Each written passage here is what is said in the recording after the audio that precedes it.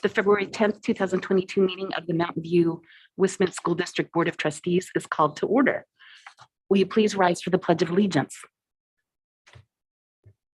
I pledge allegiance to the flag of the United States of America and to the republic for which it stands, one nation, under God, indivisible, with liberty and justice for all. Thank you, everybody. May I have roll call, please? Devin Conley. Did you hear both of them? I just heard Devin. Chris Chan. Ellen Wheeler. Laura Berman. Laura Blakely. Let the record reflect that all trustees are present. Do I have a motion to approve the agenda? So moved. Second. All in favor? Aye. Aye. Aye. On a motion made by Trustee Wheeler and seconded by Trustee Berman, the agenda was approved unanimously. Now is an opportunity for members of the public to address the board concerning items on the closed session agenda. If anybody would like to speak on this, please raise your hand in Zoom.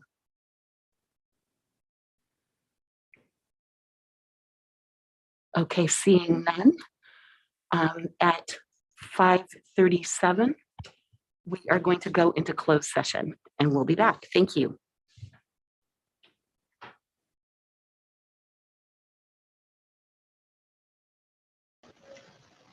How are you guys going to include me in closed session? Do you want me to call in or something?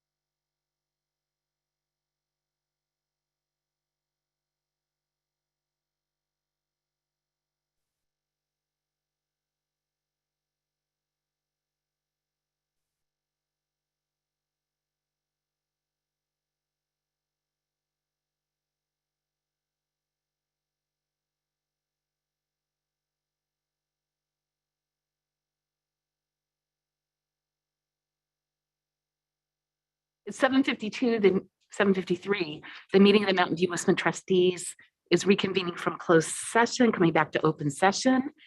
And I would like to report on item 3A1 on the closed session agenda. There was the board unanimously approved a settlement agreement extension for student number 6001226. This settlement requires an extension of the time frame to access the reimbursement / funding to the student totaling $20,000 and resolve students' claims through July 31, 2023.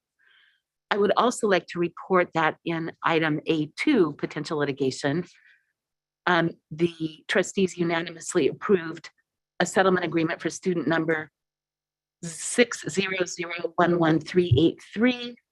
This settlement requires reimbursement / funding to student totaling $56,550 and fully resolves the student's claims through the 2021-2022 school year.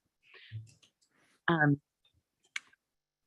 So let me say that Spanish interpretation is available for this meeting. If you're using a Mac or PC, click on the globe at the bottom of your Zoom screen. If you're on an iPhone or Android, it is in the options menu. Interpretación a español disponible de esta reunión. Si es usado una Mac o una PC, haga clic en el globo en la parte inferior de la pantalla de Zoom. Si está en iPhone or Android, está en el menú de opciones. And then also, staff would like to request that trustees accept items 9A in the interest of time, that you would accept items 9A, B, and C and accept them as into the record, as opposed to hearing a presentation, which will be an amendment to the agenda. Did we resolve this?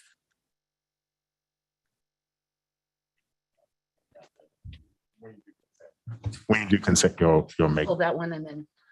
yeah, you're just gonna, yeah. Okay, so do I have a motion to amend the agenda as Dr. Rudolph just suggested?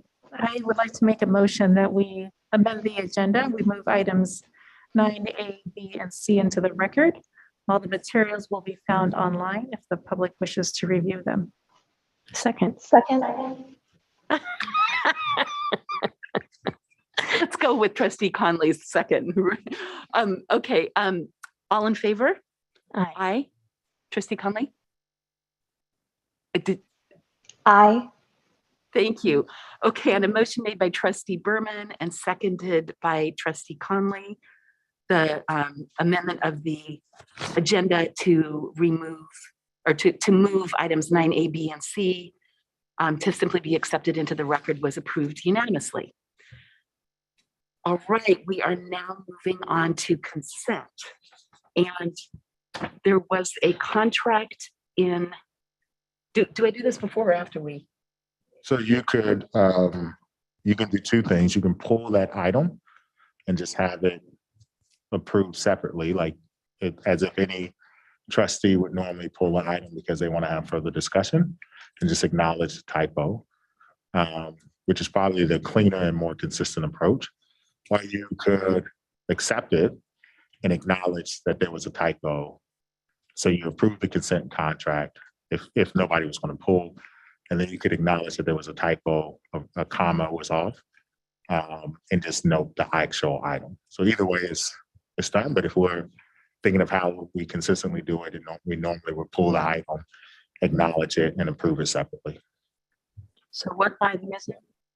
Dr. Rudolph, just to jump in, the total construction cost is what was included in the agenda, but the amount was actually $28,749, so significantly less. The amount was typed was the total construction cost. That's why there's a difference, but the actual contract attached to the agenda is correct. I was asking which agenda item. It's the contracts, and it's the contract for testing. Shoot, I've got it right here, but it doesn't have the name of the testing engineers. Oh, So the testing engineers total contract is 5.5 million, but this project addendum is just 28,000 and change. And the agenda made it look like we were adding a $5.5 million contract for approval, which was just, inadvertently. Pardon? I think she was just calling which actual item. So is that item It F? is items. No, it's on C, right? Oh, it's under C. Yeah, it's C contracts, and it's the testing engineers contract. Okay. Testing Engineers Inc. for solar photovoltaic project. If you were to pull up our agenda and package as one huge PDF, it's on page 101. Okay, so do I have a motion to approve consent with that one contract? Well, I guess we should pull all the contracts, right? Pull the five, I'm sorry. No, you could accept. So she's clarified that the contract is correct. Okay, So you can just accept the contracts as they are, and you've already acknowledged that there was a typo. okay, that works. Thank you for your patience, everyone. Do we have a motion to approve the consent agenda? I move we approve the consent agenda, recognizing that the contract for testing engineers had the typo in the cover sheet and was corrected as stated in the public record. Second. All in favor? Aye. Aye. Okay, on a motion made by trustee Chang and seconded by trustee Wheeler, the consent agenda was unanimously approved. Thank you, everyone. Okay, now we are moving forward to communications. And first up is employee organizations. Are there any members of employee organizations here this evening who would like to present to the board? If so, please raise your hand in Zoom. And if you happen to be on the phone, press *9. And I see, I'll give it a moment. All righty, I see Mr. Dector has his hands up. Please unmute yourself, and we look forward to hearing what you have to say. Can you hear me? Yes, we can. Thank you. Okay, perfect. Hello, Board of Trustees. My name is Sean Dector, and I am the president of the Mountain View Educators Association. I'm here to speak on the behalf of the teachers. It is not okay that we are at impasse on this year's contract. In my experience with our district, I am shocked at the district's unwillingness to negotiate this year's Sunshine Articles and their push to silence negotiations for the following 3 years. We are educators. We are not just in this for a salary, but we are here to make a difference in the lives of those who will push our society into the future. This is Mountain View, the home of Google, who is the #1 search engine in the world. This is the home of NASA Ames. Do you think they just select a few space programs when they engineer? No, they look to the sky. They shoot to set the bar for other engineers to follow. It doesn't stop there. We are also the home of Moffett Airfield, which is one of the crucial pieces in our amazing military. We are not your average town. I hope our district administration takes the same view with our children's education. We are not an average community, and we are still not top-notch, as the statistics show. We need to make changes in our district. We need to be at the same level as the businesses and the culture of Mountain View. The nation should be looking at MVWSD as we set the bar of what education should be in today's world. This currently is not the case here at our district, and MVA feels this should change. Meanwhile, MVWSD educators continue to go above and beyond, providing support to all of our students on a daily basis. Over the past few weeks, teachers have been working double duty, teaching in the classroom, sending work home for quarantining and isolating students, taking over for other teachers who are sick and must stay home, as well as meeting all the needs of our students, whether they be emotional, physical, or academic.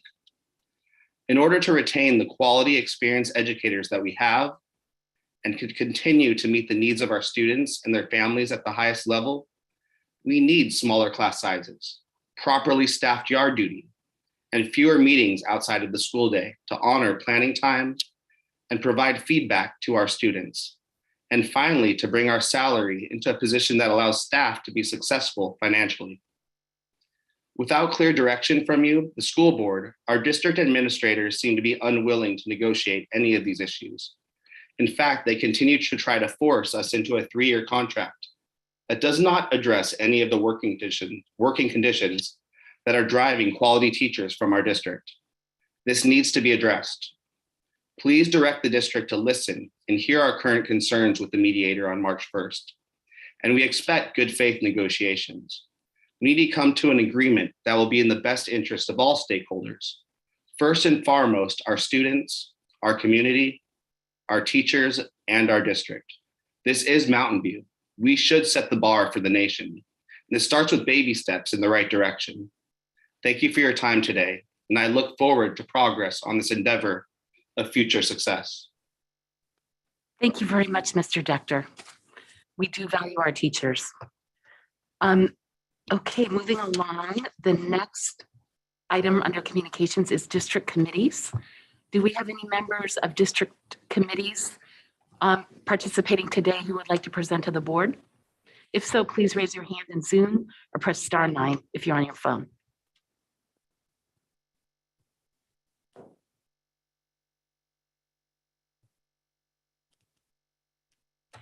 Okay, I don't see any, so we will move along then to Superintendent Comments. Dr. Rudolph.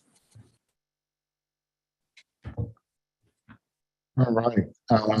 So a couple quick things. The first one is just to highlight that tomorrow we have, as usual, afternoon community check-in.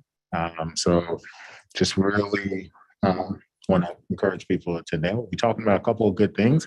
I'll mention it here, but also to talk about, I'll talk about a little bit later. I do want to point out yesterday we had a cafecito. I know a couple, maybe 1 or 2 trustees were there.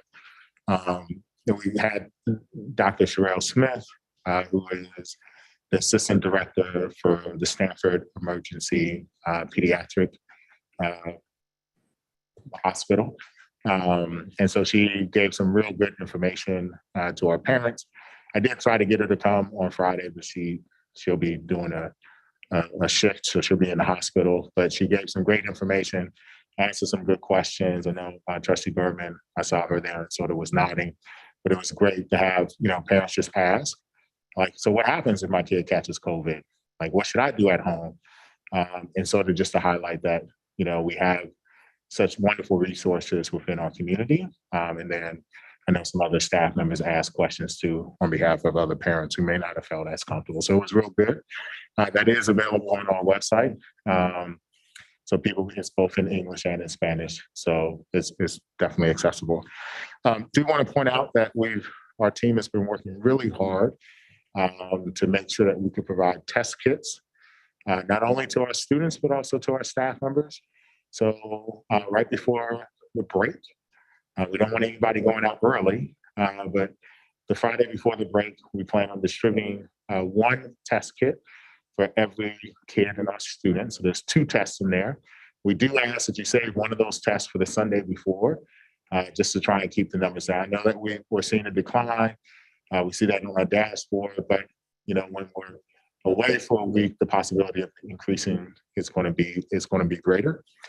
And then we'll be sending 2 kits with every single employee. And again, in those kits, that's actually 4 tests. And again, we ask our employees to save 1 for the Sunday before. We don't know, and I explained this in the cafecito yesterday, I don't know if we can do this again. Now that the federal government is buying them, and I think we talked about this when we went one-to-one as a district. Once you get the major players involved, it's really hard when you're sort of a small purchaser, even though we purchase more than what any other, like a mid-sized business would. But once the federal government gets involved or the state gets involved, it's possible that either the price goes up, as it did. They've doubled since we ordered them, and we ordered them right after the break. And so they're really hard to get. So I don't know if we can do this for spring break. We'll try our best, but we at least wanted to make sure that we could do this for the winter break. And I think if we follow the trends for COVID, you will see that there were sort of these peaks and valleys and what we should be entering as a valley. And I'll be talking about that. And one of the things that we looked at also was sort of the 1918 flu pandemic, and sort of the trends that sort of occurred there. And they sort of said the same thing occurred, although they did in 1918 or 1920, they experienced one more wave before the flu sort of disappeared. So just, or the Spanish flu sort of died down. But I'll be talking about that again tomorrow, but I do want to just point out that, it's cost us a little bit more than what we expected. But as I said yesterday, and Trustee Bernier was on the call, I was like, I think the board would be amenable to us spending a little bit more to send this safety measure home and give people a peace of mind. And so we wanted to go ahead and do it because we felt like it was the right thing to do. So the last thing I do want to talk about just real quick, unfortunately, once again, we experienced some vandalism. And again, it happened at my elementary. And I think there's this larger conversation that's occurring. The N-word was used in this case, and I know it's Black History Month. And so, I think the real key here is like this really is a community issue.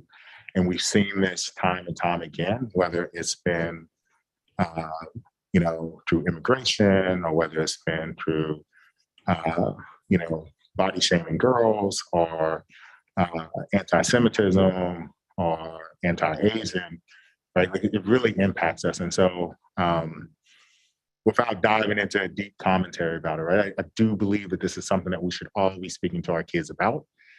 I don't think there's ever an instance, and I know there's this fundamental debate that's going on with Joe Rogan and whether or not, it's acceptable for him to use it. And he says it was in context, but then it's not. Like, it's never acceptable. It doesn't really make a difference who the person is, right? But the point is, like, it impacts us. And I think one of the things I've learned over the pandemic is that we all are sensitive within our own right about what impacts us, whether it's as a woman or obviously I'm not one, but whether it's, as someone who's a part of the LGBTQ community, whether it's trans, whether it is Latinos or AAPI, like regardless of who the group is, like the fundamental thing that we should be talking about is making sure that everybody feels welcome. And I think one of the things, just as I said at the beginning, one of the beauties of renaming Huff Elementary to MI was to honor the Asian heritage. And yet, here we have the start of the Asian New Year or the Chinese New Year that occurs on the same day that Black History Month starts, and yet we still are experiencing this type of thing. Now, we're going to do some actions over at the school. We've already reported it to the Anti-Defamation League. We are working to try and speed up the automatic locks as well as cameras over at MI because it is experienced a little bit more than other schools. But I do think one of the things all of us can do is simply talk to our kids about language. Right? That's something that I have to talk to my son, and luckily he doesn't say anything that's offensive, but it's important to sort of bring that message up. And I would implore, Mr. Decker was talking about that, and so I would hope, about what we should aspire to do. Well, I would hope that every single member of our community, from our teachers down to our parents, and even other students, the YMCA through Project Cornerstone, use this as an opportunity to say that this is not a place where hate speech should be welcome, and that no one, regardless of their background, religious affiliation, or anything else, sexual orientation should have to feel unwelcomed at any of our schools, because that is not what MVWSD aspires to be. It's definitely not the message that's been sent from the board. So I just wanted to use this moment again to implore all of us, take a moment and have a conversation, whether you use Joe Rogan and talk about the N-word and how it's not acceptable, or whether you use any type of instance. I think the most important thing that we can do for our kids is model and remind them that every kid should feel welcome, even if they look a little bit different than us, or even if they act different than us, or even if they have a different race or creed or spirituality, or regardless of what the difference is. So I hope we just take this moment as another moment to reflect, and then all of us continue to band together that what we've done so powerfully during COVID to band together to say, like, enough is enough. And this isn't what my Mountain View aspires to be.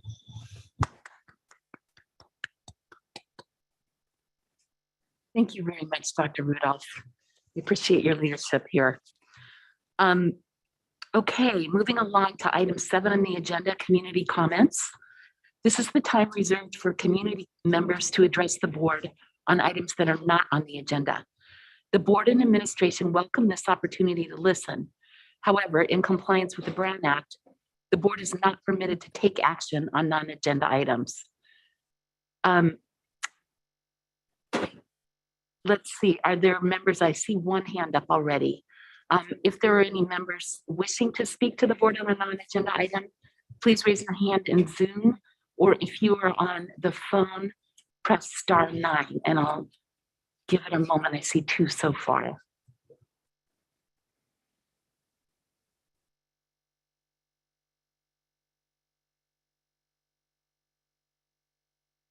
Okay, we have 2 people commenting, so you may each have 3 minutes. The caller, I'm sorry, there's a phone. I just lost this. The person that was on the phone, will you please unmute yourself and speak? And the clock is up. You'll have 3 minutes. Thank you.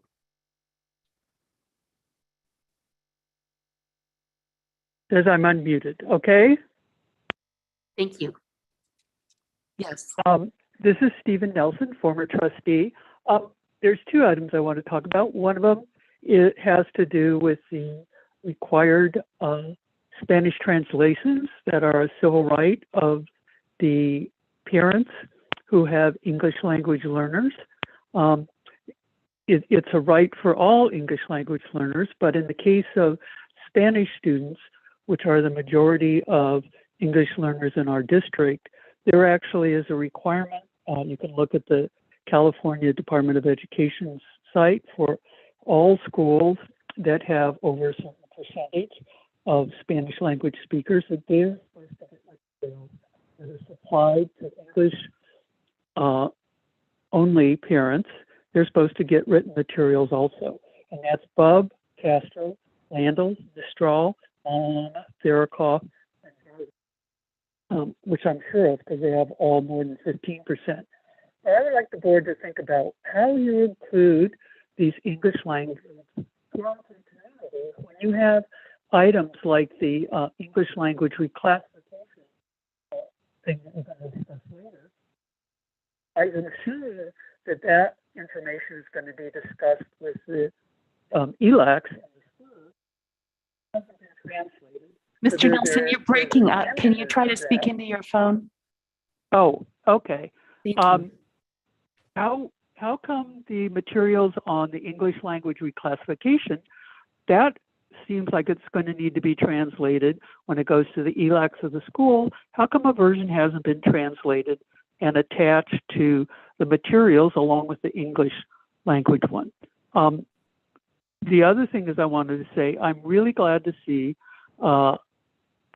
President Blakely, that you're doing a much, much better job of explaining the litigation that's being closed in closed session and reporting it out in, seems to me, perfect detail for what is required for the Brown Act, full disclosure of what's going on in your closed session. So I want to compliment you working with the staff to make sure that that's getting done in a way that I think fully satisfies the, I like to say, anti-opacity requirements of the Brown Act. Thank you very much. Thank you, Mr. Nelson. And I believe Ms. Rapella's hand was up. I can't see the Zoom anymore. I don't know if anyone else can. Okay. So Ms. Rapella, will you please unmute yourself, and you have 3 minutes and the timer is up. Okay, hi, yes, it's Leanne Rapella from Crittenden Middle School and parent at Mistral.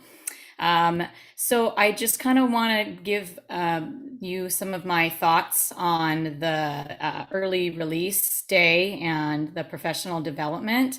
I've been here 18 years in the district, and I've been through a lot of schedules and a lot of professional development, and I really want to encourage you to think about moving the early release day, especially in the middle schools, to Monday, because the Thursday is really disruptive to the curriculum during the week and the flow and the pace. And I'm wondering if that can be aligned with the elementary schools' early release day, maybe moving their early release day to Monday. I don't know logistically how that would work, but Mondays were so much better, I tell you.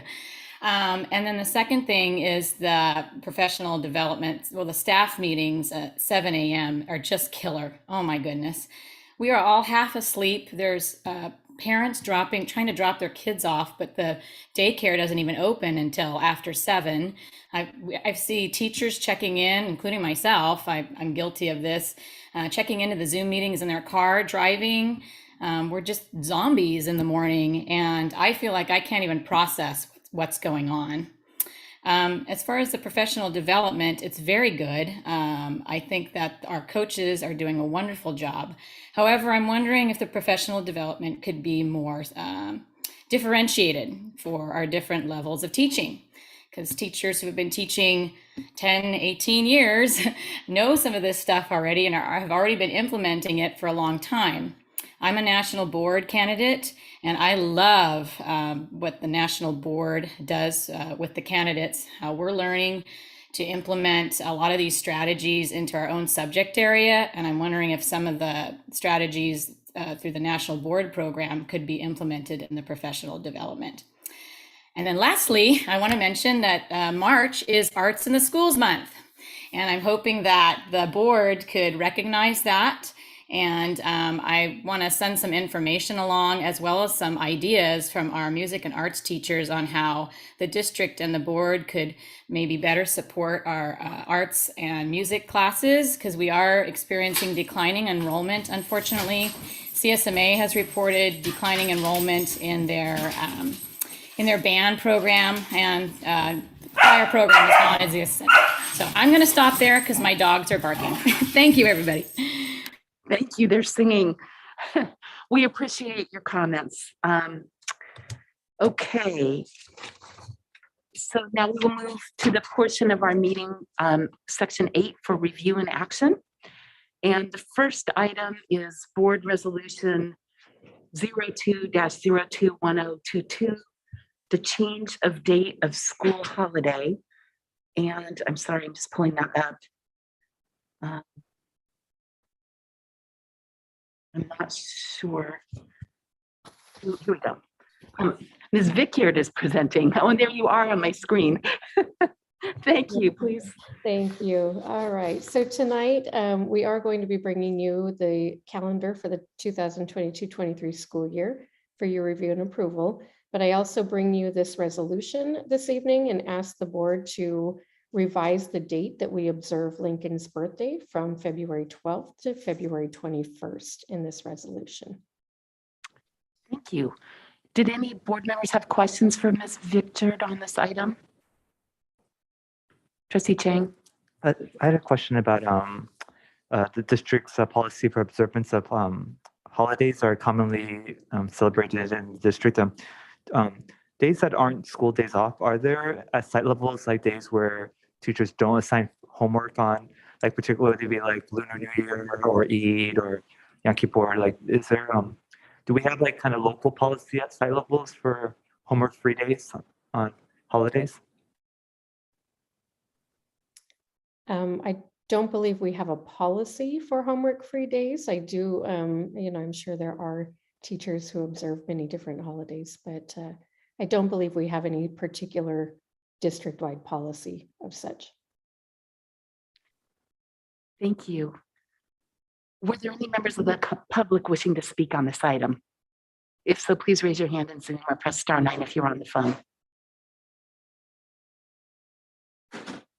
Okay, seeing none, may I have a motion? Oh, I'm sorry. Was there any other further comment? Did anybody want to comment on this or make a motion? Trustee Chang. I'll make a brief comment on, I know where I teach, we have homework-free days for certain holidays. And when I look at our calendar, and totally support our calendar, but I'm aware that it aligns with Christian holidays are off. Easter happens to be off on spring break and things like that. And I think that maybe something interesting for us to explore if things like Lunar New Year or the start of it, not the whole 2 weeks, but then like or Eid or Yom Kippur, certain holidays, if they're commonly celebrated, I think it sends a lot to the recognizing the diversity of our community. If we say there's our homework-free nights, as a teacher, it's actually pretty non-intrusive. You know, a kid in 8th district, we don't have a lot of homework often anyway, especially the younger grades. And the other thing is just I wonder, on a separate note, given that we got some emails, people asking about particularly the end of the school year or the start of the school year for next year, actually. That's the next item, I believe. But how about the calendar here? Just because the calendar says when the start of the school year is, and people are asking us for the We're calendar. not approving that yet. We're just approving the resolution to move the Lincoln holiday, and then we will take that. It's item B. I see. Okay, I'll save that for the next one. Thank you. Thank you. Would anyone like to make a motion on item 8A? Let's make a motion that we adopt resolution number 02-021022, change of date of the school holiday as presented. Second. All right, thank you. All in favor, please say aye. Aye. Aye. Okay, on a motion made by trustee Berman and seconded by trustee Wheeler, board resolution 02-021022, change of date of school holiday passes unanimously. So now we will move on to item B, the school calendar for the 2022-2023 school year. And Ms. Bichard is presenting again. Thank you. All right, so tonight I do bring you a proposed school year calendar. This calendar was prepared by our district calendar committee and reviewed by district leadership. I do want to bring your attention to the fact that a revised calendar dated February 9th is in your agenda this evening. The revised calendar corrected some of the dates that were listed in error in the center portion of the calendar and realigns them with the dates that were highlighted in the calendar itself. This calendar does align with the high school district's calendar that was just approved by their board as well. And we ask the board tonight for approval of the calendar for the 2022-23 school year as presented. Thank you, Ms. Bichard. Did any trustees have clarifying questions for Ms. Bichard? Trustee Berman? Yeah, I noticed that the last day of school is on a Tuesday, which is, I don't feel like I've seen the last day of school often be on a Tuesday. So I'm wondering maybe, we've got these 2 days bleeding into the second week of June at the end, and at the beginning of the year, we start, let me look at that, on a Wednesday, right? So we start midweek and we end beginning of the weekish when the year ends. So I'm wondering about, those 2 days. And I, having, gone through the experience of creating a school calendar, I know that there's a lot that goes into planning it. So I know that I also know that we're trying to semi-align as much as we can with the high school district, since we have families that attend both. But the end date is different at the high school, with the high school calendar. So they go all the way through Thursday. The reason I bring it up is because I know that for working families, it's an issue with not having the full week. So for families who pay for daycare, who pay for camp, it's really, you can't enroll your child into camp for the full week if you start school midweek. So you're sort of looking for other forms of childcare. So it can be really challenging for working families. So I'm just curious what the rationale was, or what we needed to do, or what happened, and why we're ending on a Tuesday instead of going through the whole week. Sure, a couple of different things go into that decision. So as we start the school year midweek on a Wednesday, we did that in one part to align with the high school district and their start date on a Wednesday, but also because we found this year that it's particularly helpful, especially for our younger children as we transition them into a new school year, to do that a little bit more easily with 3 days in the week instead of a full 5 days in the week to start off. That said, we do need to make sure that our children are in school for a full 180 days. And given our calendar and the way it is presented, we did need to end on a Tuesday to make that full 180 days. The high school district is ending, I believe, on a Wednesday. And so we were really looking at ending one day sooner than the high school district to make it a little bit easier for our families to be able to attend ceremonies and end of year promotions for students who might be at kindergarten or 5th grade or 8th grade and high school. Does that address the question, Trustee Berman? Yeah, it definitely does. I think, you know, I think as much as we can when we sort of create the calendars, I think if we can be mindful of, you know, just thinking of the experience of some of our families and what their needs are, I think that would be really helpful to them, even if it doesn't align perfectly to the high school. Is whatever we can do to be supportive of our working families, I think that's really important. Thank you. Unless anyone else had a clarifying question, I'm going to open it. Oh, Trustee Conley, please. Yes, thank you, President Blakely. I had a question related to what Trustee Berman was asking about. Our after-school care providers, like Right at School and the YMCA, when we have school holidays, for example, sometimes they provide full day care. Are they on campus and active that week when school begins? So students could have Monday and Tuesday at YMCA or Right at School before school begins. And the same question for in June, when we end on that Tuesday, are they still operating at the schools all the way through the end of that week so that parents can have a childcare option if they need it? That's absolutely something that I think Mrs. Westover is just opening up her camera. I'm going to let her take that one on. Thank you. In the past, the child care centers have been open for summer programming after school lets out. And then it's been up to each individual program how they want to handle the beginning of the school year. I think a lot of it depends for them on their enrollment numbers, whether or not they'll open. Thank you.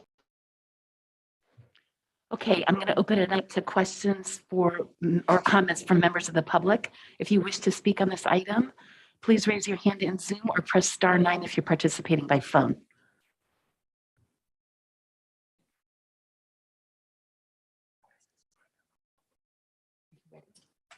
Okay, I see one member of the public. Oh, sorry, two members of the public with their hands up.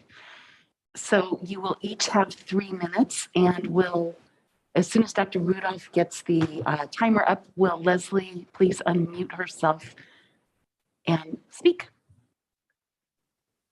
Can you hear me? This will be very, yes, very thank quick. you. Sure. Yeah, this is just a quick one. When I looked at the calendar, actually, this is the high school calendar too. They line up pretty well. But I know that I did not see parent conference week either for the middle schools or for the elementary schools. And they had been in October. Then the last 2 years, they were moved to the second week of January. And I know that second week of January, when we come back, is a short week. And then we go into Martin Luther King week. So I'm just wondering when our conference is planned for. Are they back to October or some other time? Thank you. And I believe Sandy Pewitt also had her hand up. So when, yeah, well, the timer's up, please unmute yourself and you may speak. Hello, can you hear me? Yes, we can. Thank you. Great. I also have very quick the discussion about the aftercare camps that could potentially be available Monday, Tuesday of the first week and the rest of the week of the last week. I was just curious or wanted to suggest the same sort of review of the Beyond the Bell program. It could be an interesting way of orienting new families and students to have that available the first couple of days, but obviously you're more familiar with the constraints and resources. So just a suggestion. That's all. Thank you. Thank you. What trustees do you have comments on this item? Trustee Chang. Thank you. And my apologies for speaking up on the wrong agenda item earlier on this. And on the question of, we got some emails of parents who are asking about the calendar and just the release and people planning travel. And I know we can't just do it ourselves, but it'd be interesting to see if we, maybe as we talk with trustees from MBLA, to see if we can together coordinate to release it together sooner, because I think that this is kind of a time where, even in December, people start to look at if they're planning to visit family far away. I think there's a convenience to the family there. And while I support the work of the committee that went into this and their intentions, I'll just say that I agree with Trustee Berman, the idea that if we had moved the August to start at August 8th instead of the 4th and 5th, so if we didn't start on Thursday and Friday and started on that Monday, then we would have ended the exact same day as MVLA. I actually think that actually would have been, I recognize the idea of starting school 2 days, lets kids ease in, but I actually think it's actually a truer, bigger convenience to families to not have to find gap coverage to start school on a Monday and for them to end school the same day as MVLA on June 8th. I think that ideally, but I overall though would respect the work of the committee and support this. Thank you. And I will just comment that I have actually spoken with 2 of the high school trustees about this already, and their hope and desire is to perhaps do this in the fall this coming year so that we're not pins and needles, after the holidays. And I would totally support that. But I will say from personal experience, the year that my family's summer was shrunk because we got out, Mountain View Westman got out a week later, and I also had a high school kid who started a week earlier. It was just rough. So I applaud the efforts of the district over the last 7 or 8 years to try to align with the high school. We have allowed them to kind of take the lead, but I will continue to push, and I concur with your efforts to just kind of remind our high school colleagues that we'd really like to get this done in the fall, so we don't leave people hanging. And I will also just comment, at the end of the year, trying to end on the same day the high school district does, it can be really problematic for graduations, really problematic. We already have issues internally because we usually attend the graduations of, and so does, staff of Crittenden and Graham, competing who's going to be earlier, who's going to be later, that, and with the high school districts on top of that, if you have an 8th grader and a 12th grader, you don't want to have to choose which kid's graduation you are going to. So I know it can be inconvenient with these sort of stub weeks, but when you get there to having kids graduate, you will appreciate if anyone who has more than one child. And also then I know there have been other years, we used to just have the YMCA program we didn't have right at school. And I know there were certain years where, with enough kind of advance warning, just like when we do this, and even though it's a little bit of an odd schedule, parents do get advance notice so they can plan. And maybe, I used to share, I'd get together with my son's friends' families, and we would, if there was a couple of days, like if there were 3 days off, I might take a day off, somebody else might take a different day off. And we just basically would watch each other's kids, and it was fun. But you can do that when you have advance warning. And so that's, at least we're honoring that request of families to know in advance. Other comments from trustees?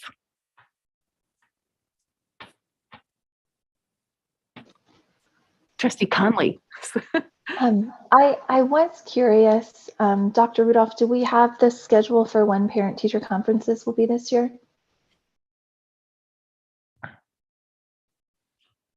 We're actually working on that as we speak. We are in the process of moving our assessments up, because one of the reasons when we came to this conclusion, we wanted to make sure that parents had already data so that it would create a more informed conversation.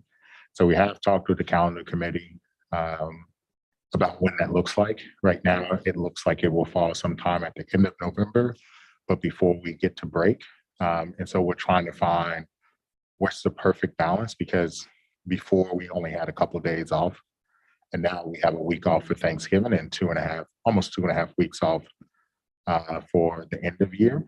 So it should be out soon, but it will be earlier than what it normally is, or what it's been the last 2 years. As acknowledgement that January just makes it a little bit tough. And if we shorten the first testing window, we can still provide good data, and it helps parents to, make some informed decisions. So that's what we're looking at. But I think Ms. Victor will have something back to us pretty soon. Any other questions or comments? Excuse me, I'm sorry. Other questions or comments from trustees, or do I have a motion to approve the calendar?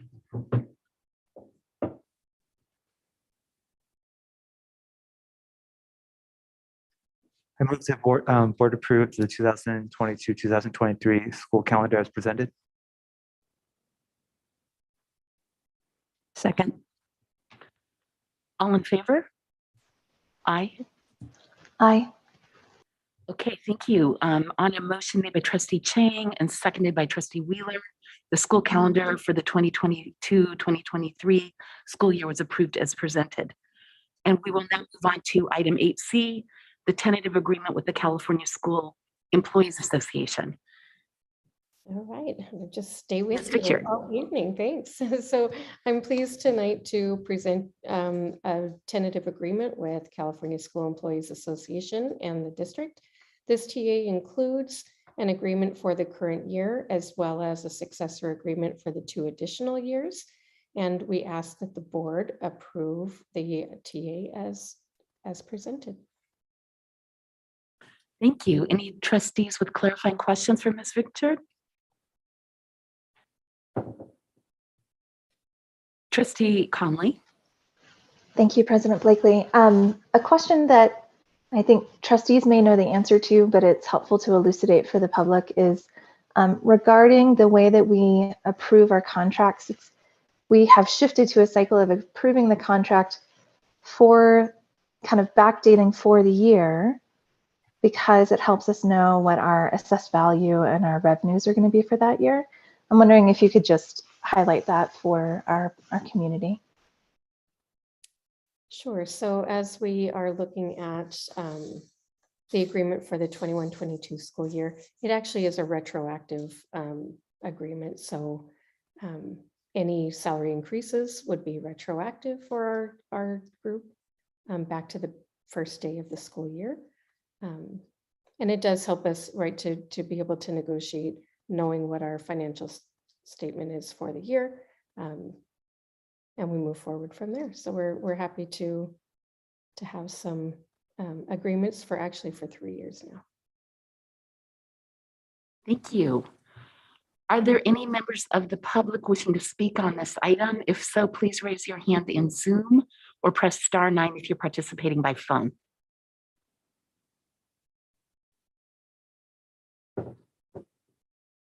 Okay, seeing none, I'll move back to trustees. Would anyone like to comment on the tentative agreement with the Csea? Okay, do I have a motion?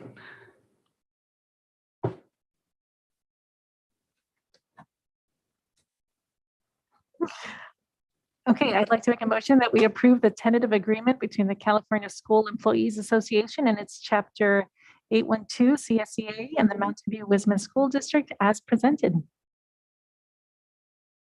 Second. All in favor? Aye. Aye. Okay, on a motion made by trustee Berman and seconded by trustee Wheeler, the tentative agreement with the California School Employees Association was approved unanimously.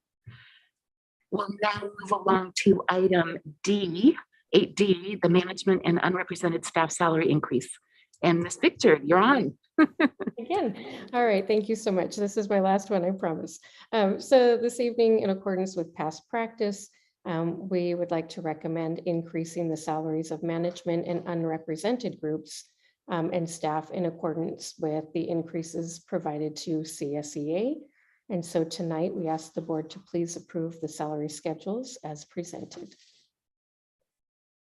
Thank you. Were there any trustees with clarifying questions for Ms. Victor?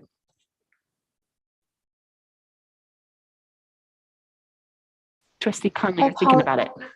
I apologize, President Blakely. I think I may have missed it. Did we take public comment on the previous item? Yes, nobody had any Okay. comments. Thank you.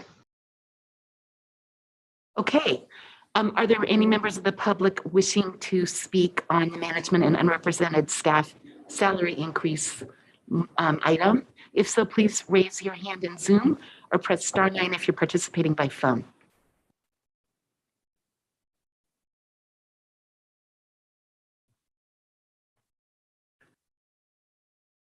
Okay, seeing none, I will turn it back to you trustees. Does anybody have any comments that they would like to make on this item? Or may I have a motion? Trustee Berman? I'll make a motion that we approve the salary schedules for management and unrepresented staff as presented. Do I have a second? Second. All in favor? Please say aye. Aye. Aye.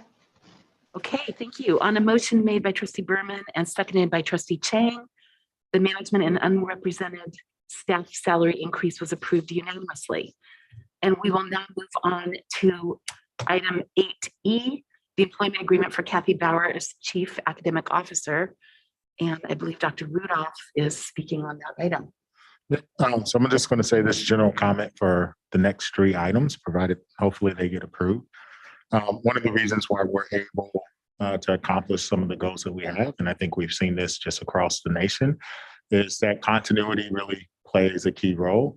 And, having the Chief Business Officer, the Chief Academic Officer, as well as the Chief Human Resource Officer under contract for the next 3 years is really a blessing. And it's a pleasure to work with all 3 of these individuals.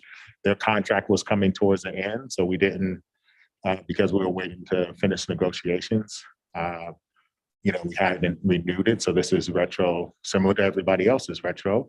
And then it encompasses the exact same raise as well as steps that everybody else has. So with that said, let me start off with the longest standing member, Ms. Bauer. I'm putting in front of you a 3-year contract starting in 2021 and ending in 2024. This encompasses an increase of salaries of 5%, 4%, and 4%, which have been outlined within her contract, as well as the increment steps that are also in there. Thank you, Dr. Rudolph. Trustees, any clarifying questions for Dr. Rudolph? Okay, are there any members of the public wishing to speak on this item? If so, please raise your hand in Zoom or press *9 if you're participating by phone.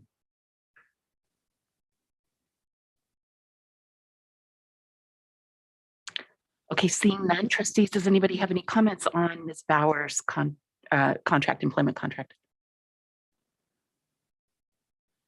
Or may I have a motion? Trustee Berman. Well, I'm so glad we can extend this contract to Ms. Bauer, and I move that we adopt resolution number 02-021-022. Oh, I'm sorry, I'm looking at the wrong one. I apologize. Let's just close it.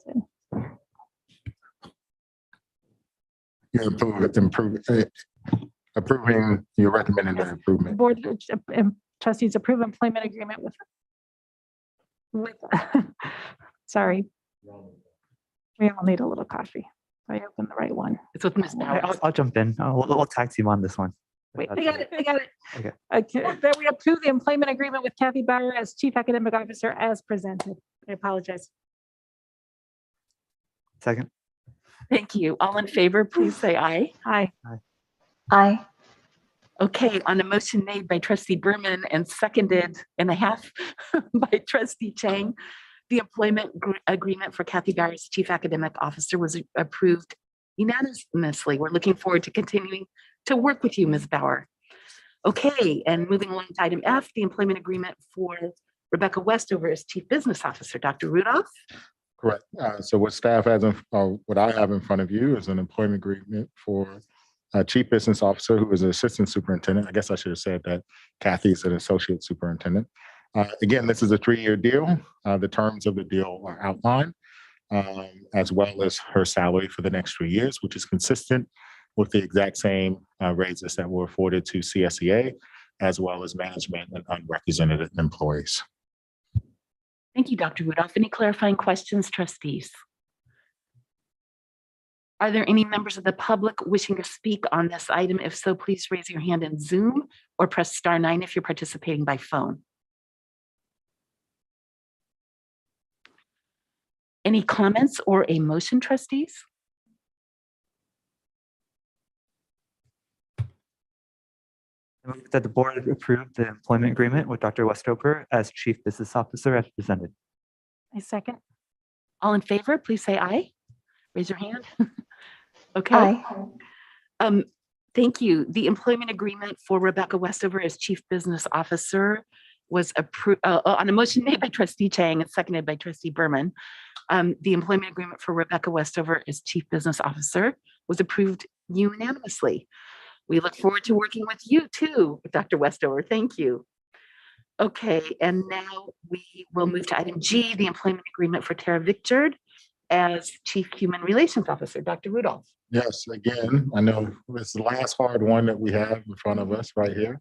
I think we're all off just a little bit, but we got this. So this one, again, is a 3-year deal. It is consistent for Tara Victor, Chief Human Relations Officer. Again, she is Assistant Superintendent. Her pay, and she is obviously the newest member of our team, but her pay has been outlined.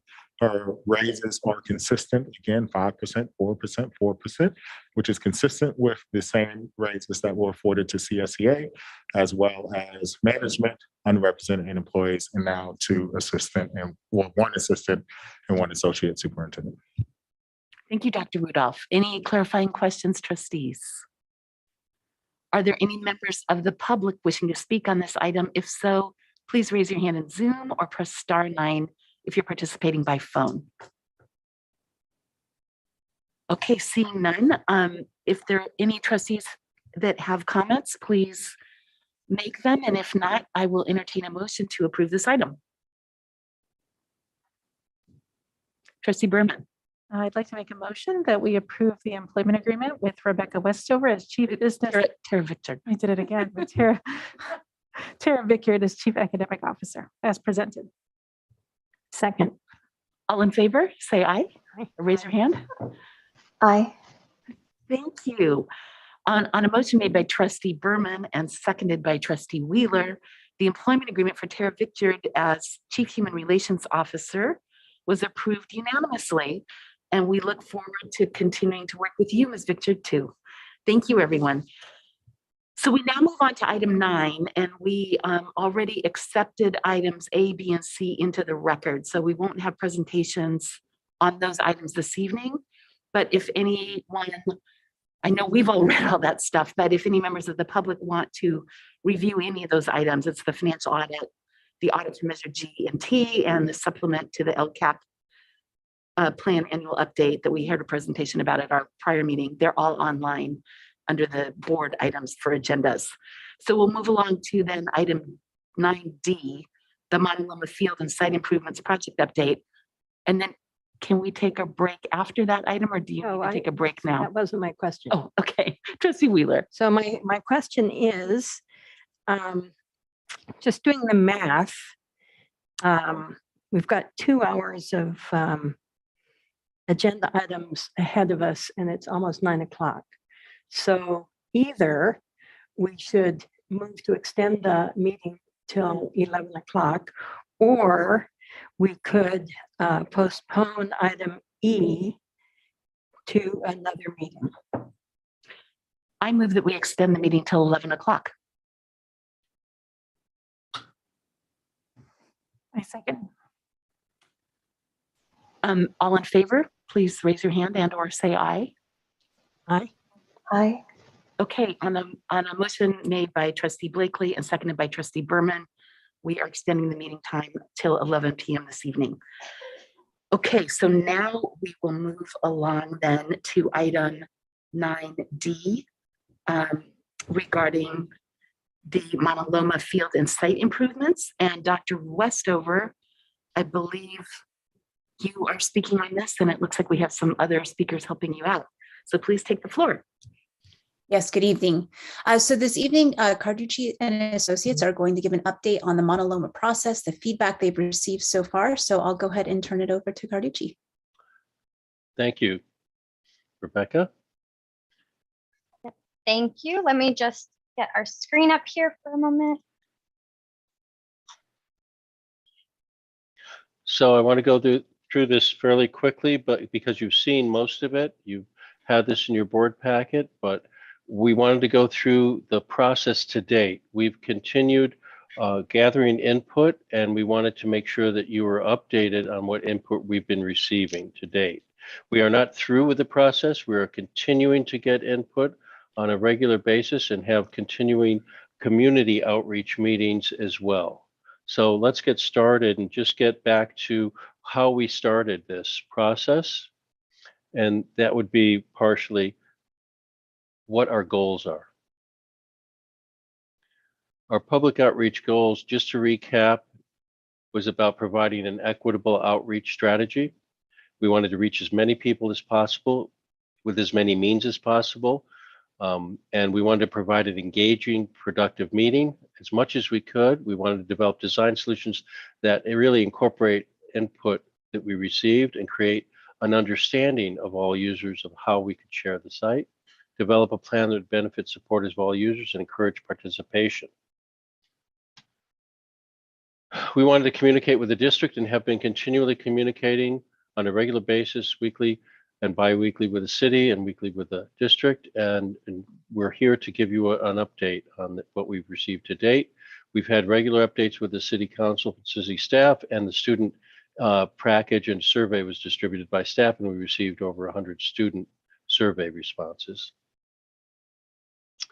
We mailed postcards, we had regular updates. We also emailed updates and reminders. We had online surveys, and we've since posted things on the community board, on the restroom building at the Monoloma Field building, and we have also social media outreach and email listserv. And of course, the website for Mountain View Wisman School District is a main focus for all the information that we collect to date. We post there so people can review it. We've identified some unrepresented groups of families and preschool age children. So we're reaching out through the survey and through the park postings as well. Postings on the fences and postings on the buildings at the Monoloma Field. Seniors that may not be tech savvy are welcome to get a hard copy, to link into the survey any way they can. And the Latino community is a community we haven't outreached fully yet at this point. We want to strive to reach out as much as we can. We want to additionally reach out to the larger community and see if we can connect with the Monoloma neighborhood in a more direct way. Solicitation for input for the playgrounds and tot lots, people with young children and how they use it. Even though we've done focus groups, we want to continue to reach out to these user groups so that they make sure that we can hear from everyone. We've used the Zoom webinar and we've used the Miro board, which is an interactive whiteboard, to document, to maintain, and have people use their own words and their own writing to document their input so that we're not translating.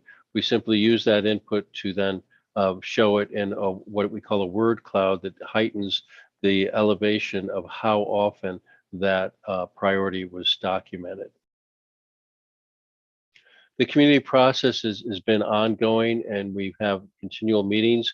We are presently at the Board of Trustee meeting in the middle of this image on February 10th. We next have another community meeting on the 10th. We have another community meeting on the 11th. It's a repeat. So that'll be the 16th and the 19th, March 9th and March 12th. The survey, we will resurvey focus groups and community members. And then we have another Board of Trustees meeting. This is a schedule that was made based on the original scope of the work. So this is a typical focus group of what we've received. What you can see here is we started off with an introduction, an agenda. We had then a consensus of understanding that we would be recorded, that everybody raised their hand and accepted that. We had group ground rules, which were consistent with every meeting. And so we can make sure that people are respectful of everybody's opinion. We simply went through very quickly the site itself, even though most people are familiar with it. We wanted to make sure that they were aware of it. And then we went into the Miro board, where we did a little test that everybody could get comfortable with how to use it. And then we posted each person had a color rather than a name, so that it was not going to be identified as an individual's comment, but identified as a focus group member with a color. And each color represents a different person, and each input was documented for each question we asked. So to look at those questions, these are questions that similar we asked for each focus group. If we can blow that up, and you can see we had 9 questions, and we looked at that so that we could get their input. And Yeah, everybody wrote on those notes what the questions were. Yeah, I and just answered. want to note, we will look at the blown up version of the questions in just a moment. But, yeah. Then we went through the imagery boards, where we provided some ideas of what could be in the park so that people could take a look at and vote for what they had as a priority. So we included social space, unstructured play, picnic areas, walking table, exercise stations. And we had 4 boards in total that people could identify what their needs are. Inclusive play, kinder taught play, nature play,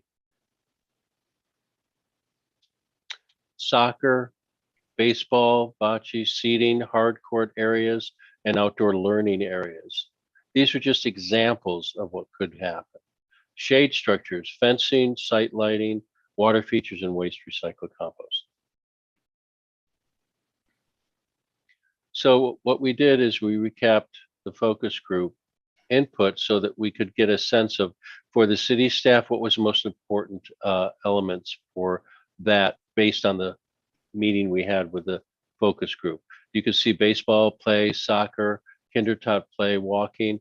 I think another thing that was highlighted is open space for community use. And you can see that in the notations there. Maintenance and access for fields, playground, and park activities, community access to open space for active play activities, and field use for sports organizations. The next focus group was the school focus group, where we had 3 main priorities included the mutual understanding and respect of open space usage for all users, delineation of open space, which creates a safe, secure green space for students during school hours, and a playground that addresses all students' needs, more inclusive play. And you can see the highlighted fencing, shade, structures, hard court, outdoor learning, nature play, and play areas were highlighted. The next focus group was the city rec leagues, which again focused on baseball, soccer, and use of the area for those rec leagues. Water features, kinder taught play, waste recycling, and play was important. And we talked about the maintenance of fields, drainage, dog droppings, gophers, bleachers, vandalism in buildings, etc. Central location for the youth of Monoloma that are part of the organizations. The next was a senior group, which expressed a high degree of need for walking, social spaces, exercise stations, or tables and seating areas, kinder taught lot, and unstructured play. So maintaining the openness of the green space available to the community use during, before, and after school hours, looking for ways to secure the site for the students that addresses school security issues without use of fencing and or fragmenting the site. Walking is a major use of the site, and existing circulation paths should be considered when looking at improvements. And then we had a neighbors. Families was hard court, social space, walking, nature play, unstructured play, outdoor learning, providing more green space than we currently being provided for children to run in during school hours. Play spaces adjacent to the green space that have good visibility. Sight lines are important for families with small children, and not using fencing along entire extent of property for security and prioritizing open green space. Next, we had the neighborhood group, where there was a high degree commentary on the preservation of open green space during non-school hours, maintaining sites' ability to be placed for community building and gathering, finding innovative ways to secure the site without fencing. Park amenities can be improved and or updated, benches, picnic tables, play structures, native plantings, and pathways. Community access areas at Laura and Anna are dark, narrow, look for ways to use low-level lighting and mirrors to improve the security. You can see that walking, social spaces, kinder tot lot, unstructured play, nature play were all important elements to the neighbor. But we haven't heard from all the community neighbors, but this is what we've heard to date, and we're continuing to gather information. The community meeting recap. So this is the focus group data that we gathered to date. So this is all the focus groups together so that we posted this on the site, on the website. And you can see how people voted with dots for their first, second, third, fourth, fifth, and sixth priority, where they answered all the questions about how they use the park, when they use the field area and the school area.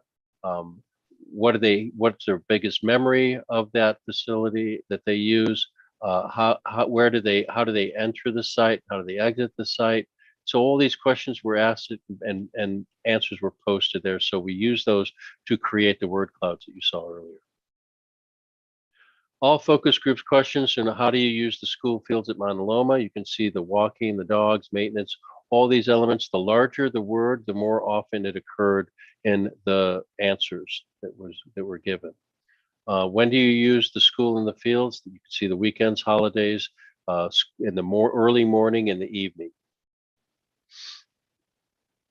Question 3, what do you like best about the school and fields at Monoloma? And you can see the trees, the shade. We heard nature bath, playgrounds, friendly, and community. We see a lot of community connections happening at the school fields and the school itself, because the housing doesn't that exists in the neighborhood doesn't have big backyards or front yards or connection opportunities. So this space is really used as a community social gathering space and connection space. What do you like least about the school and fields at Monoloma? It's the access. They want more access, walk through, outside groups, pathways. They don't like that, the limited access or outside groups using the area. Dogs, passive space, wasted space, and limited school use. And so then question 5 and 6. What's your favorite experience or memory? And we heard a lot about neighbor connections, birthday parties, how they use it for socially gathering and connecting with their friends, their neighbors, their children, and the school as well. What improvements or additional elements are needed at the school? And we heard about security, we heard about access, site furnishing, shade storage, gathering space during school hours, places where they can go even during the school hours, and then use after school and weekends. How would you imagine a shared use of the Monoloma school site with the school city? It's all about respect, about understanding, about building community and not separating community, creating a partnership, being flexible. A lot of people wanted to keep everything as it is, no change, but we feel like that's not going to help us going into the future. What is the single highest priority for the reconfiguration of the site? And it's about continuous space and access to open space, limited fencing, community access all day as is. Green space, you can see how important it is to the community and the adjacent neighborhood as well. All focus group questions, anything we missed? So we heard a lot about just making sure we have unstructured space, don't over manage or over program the area. They really find it very precious to have the open space and flexibility to use it in different ways. To consider lighting, a little bit lighting, but don't overlight it. Consider some cameras if you needed to help to secure the area, and try to have a relationship that's very positive with the community. The imagery matrix, basically, we heard a lot about play, walking, baseball, nature play, and this is based on the imagery voting, where the youth soccer was very highly voted for, social space was extremely high, walking was very high, and unstructured play was high. All focus groups imagery overview, just making sure, did we miss anything? Open space, unstructured play, and inclusive play was added, but they still listed it as something important.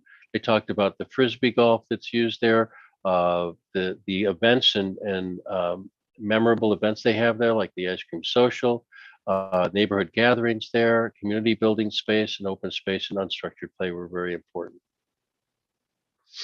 The student survey, what was your most important thing about the outdoor areas of your schools? And we heard swings, wall balls, 2-square were very, very prominently desired by the children. And your least favorite, a hot playground and not being able to go on the field or the green space and slides and swings. What do you wish you had outdoors at your school? And there's more swings and merry-go-rounds and outdoor space and to run around and bigger K-yard, tire swings, soccer. And then what do you need outdoors at your school?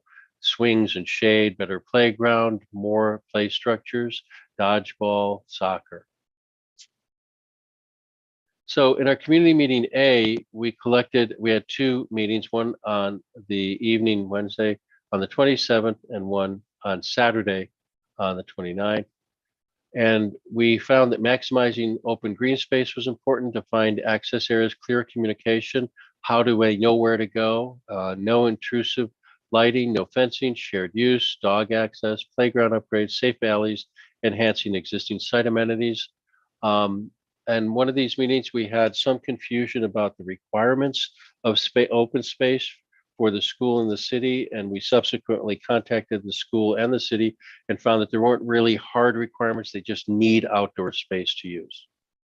So on the 29th, the community meeting repeat, we had a lot of gathering space for community, openness and access again, improvements to blacktop, bathroom improvements, shade and seating areas, hedges over fences. So there was some understanding of how to define space with hedges rather than fences, upgrading furnishings, picnic and exercise stations. The general summary, we really feel like it's important to maximize the open green space and unstructured use, importance of nature and contact with nature for the school as well as the community, upgraded furnishings, picnic benches and fitness areas, upgraded play structures, ball walls and 2-square, upgraded pathways, surfacing and widening, providing safety and security and maintaining current available amenities. Some of the general summary of input, the trends, we found a general agreement for need of delineation of space, increased demand for social gathering spaces and unprogrammed open space. General amenities need upgrading. There was an understanding of that and acceptance of some ideas of lighting in areas that don't feel safe, like the alleys, dog walking locations, exercise circuit stations, picnic areas, event gathering areas, requests for outreach to unrepresented groups, so the non-school children, Latino and low-tech users, so we want to reach out to them. Surprises, there was a misunderstanding of the school's need for green space because people don't see the school using the green space, so they think they don't need it or don't want to use it, but it's not the case. The school wants to use a green space, they just want it to be secured and safe for them to use it and manageable so they can watch the kids safely. Need for better signage of use. Green fences, in other words, using hedges rather than fences. We thought that was a great idea from some of the community members. Confusion about hours and boundaries of access. So it's not just signage, it's an understanding, a clarity of understanding of when and how to use the site. Importance of circuit loops around the Little League field and other circuits that people are used to walking. Some reluctance to share the field space with the soccer and Little League as outside users. Lack of support. I was surprised with the lack of support for a dog park because they didn't want to give up open space that they have toward a dog park of any kind. Support for upgrades and amenities and requests for increased supervision by school. But all of this in conclusion, based on the input we've collected to date, we really feel it's important to solve the use issues of the school and community by looking at half of the site. And we would recommend that the Board of Trustees consider approving a larger look at the entire 10-acre site to better meet the future needs of the school, city, and community. It'll allow us to be more creative in our solutions to make a better connection to the community as a school, community school, and not just a separate school and school field area, but make it a more community outreach situation that works for both.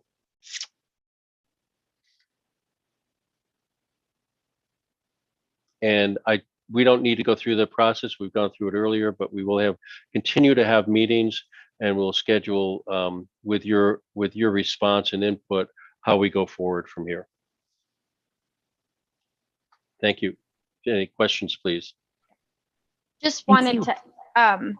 to mention one thing, that we do have our next series of community meeting B next week, which is in the series of the outreach process. Thank you both. Trustees, does anybody have any clarifying questions for any of our presenters? And let's see, can I see Trustee Conley? I can. Trustee Berman? Yeah, just a couple of quick questions. By water features, do you mean drinking fountains? Yes, yes, absolutely. Drinking fountains with water bottle fillers. Okay. And the unstructured play, does that mean like structures like monkey bars and that sort of thing when we see the words unstructured play? Unstructured play means there's not a game that's been set up for outsiders to come in and play soccer or baseball. It's open play, so a family could come and just play catch with their kids. The kids can run around. There's no structured, organized sport event. It's open play. Got it. And I was just wondering, I know I appreciate you identifying some unrepresented groups, and I'm just wondering if you've had ideas for how to reach out to those community members to get their input. We've posted items at the field area on the fences and such, so people can download surveys and or fill out a survey. If they need to have a printed survey, we could have them available at the school office, so they could come in. If they don't have internet, they can hand them in and we can scan them and put them in the system, so we take them into account. We want to make sure that anybody has an ability to be involved in any way they can and desire to.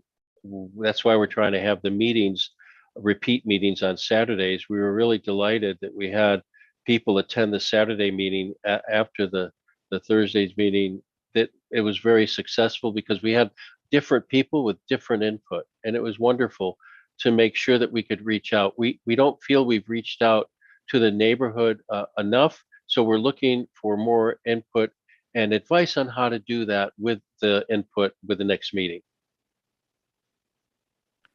Thank you. Do any other trustees have questions? I have one. We've been getting some feedback from members of the public, and somebody suggested, or I'm wondering, have we tried to factor the people that are commenting on the bulletin boards or participating in the feedback sessions to differentiate between people that just occasionally use the park and people that use it daily or multiple times a week, in terms of kind of loading or factoring, weighting the input? Yeah. So the way that we've currently been gathering the data is by assembling it onto the current public mural board, which we've put all the raw data from the focus groups, which the focus groups were members of the community that wanted to sign up for those meetings. Whereas the surveys that we have on Google Doc available, and we're open to creating, more substantial surveys if needed, are open to the entire community. So we're doing our best to reach out to those members through different avenues. In terms of differentiating the input from those who are daily users to those who are occasional users, we haven't necessarily quantified exactly that information visibly on the mural board, but I think it's a good indicator when you're looking at the focus group input to understand, those different parties and how they use the site. And we want to continue that by being able to understand all the multiple parties that are using the site. So we understand that in the previous gathering sessions, there have been, as noted, a few underrepresented groups, which we want to continue to try to reach out and give them a platform to speak. I think the other viewpoint that we want to share is that we understand that when people in the neighborhood use the park daily, and so it's not about just weighing their input more than others. It's about hearing all the input and all the users.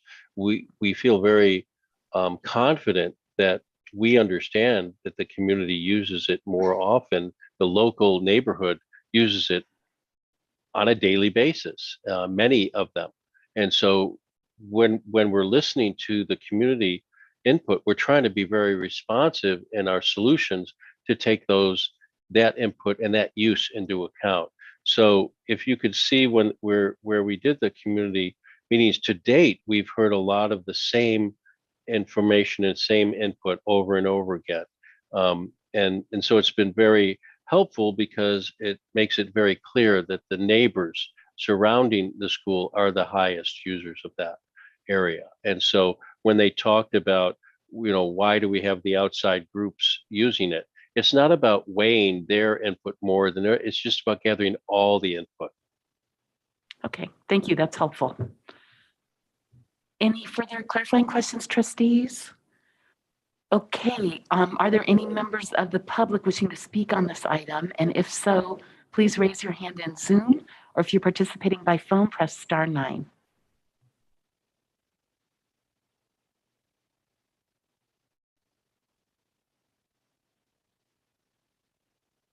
I see 2 hands up.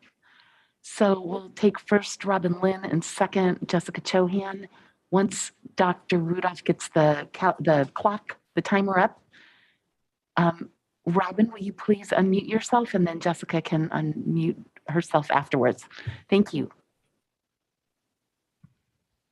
Hey there. Thanks for the time. I don't really have much to say other than I find it really difficult to trust in this process, considering how many processes we've gone through. I definitely appreciate the efforts of the contractor in trying to solicit input. What I'm unclear on is how all this data is going to be distilled into one or 2 or 3 plans that it's very unclear to me how that's going to happen in a way that isn't already predetermined. And what I'm most sad about is that, look around, Mountain View doesn't have that much open space that isn't spoken for. This is a park that's pristine and beautiful. Once you build over it, once you start butchering it, putting fences up or, blocking it off or building buildings on it, we lose it forever. And it's not just like solving problems that we have today or tomorrow or the next day, it's for generations. And so I hope whatever comes out of this process, I don't know, whatever decisions you make, you don't just think about, the problems of today or the problems of tomorrow. You think about that you are a steward of this land, you're a steward of this really beautiful space, and that your responsibilities are not just, to the students of today and tomorrow, but students forever, right? Like I never have seen, a big building turned into a park, right?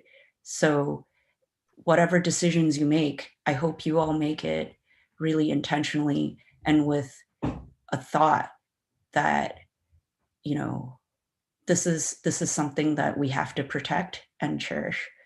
And, easy to just say, I'm going to slap a building down somewhere to solve a problem for today.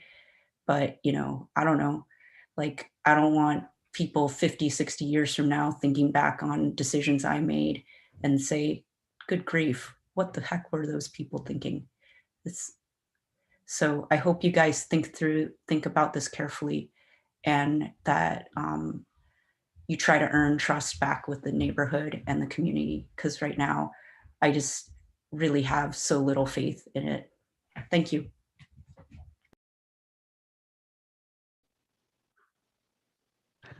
I said thank you, that we appreciate your comments. Jessica Chohan, will you please unmute yourself? Hi, trustees. Can you hear me? Yes, thank you. Thank you. Thank you for your time and continued attention. And thank you, Carducci, for your fascinating presentation and your great mastery of mirror boards. Mirror boards are a wonderful tool. I commend you for this beautiful and tidy presentation and representation of your findings. I wasn't planning to speak today, and I didn't send any comments in advance, but I feel like it's really important to share and bring to attention to the board some of the most fascinating aspects to me of this process so far. And it's especially what's been omitted from this presentation and process to date. So firstly, I was very surprised to see that Carducci was not able to implement the board's simple request from your last review on the topic to publish signs around the neighborhood that were visible.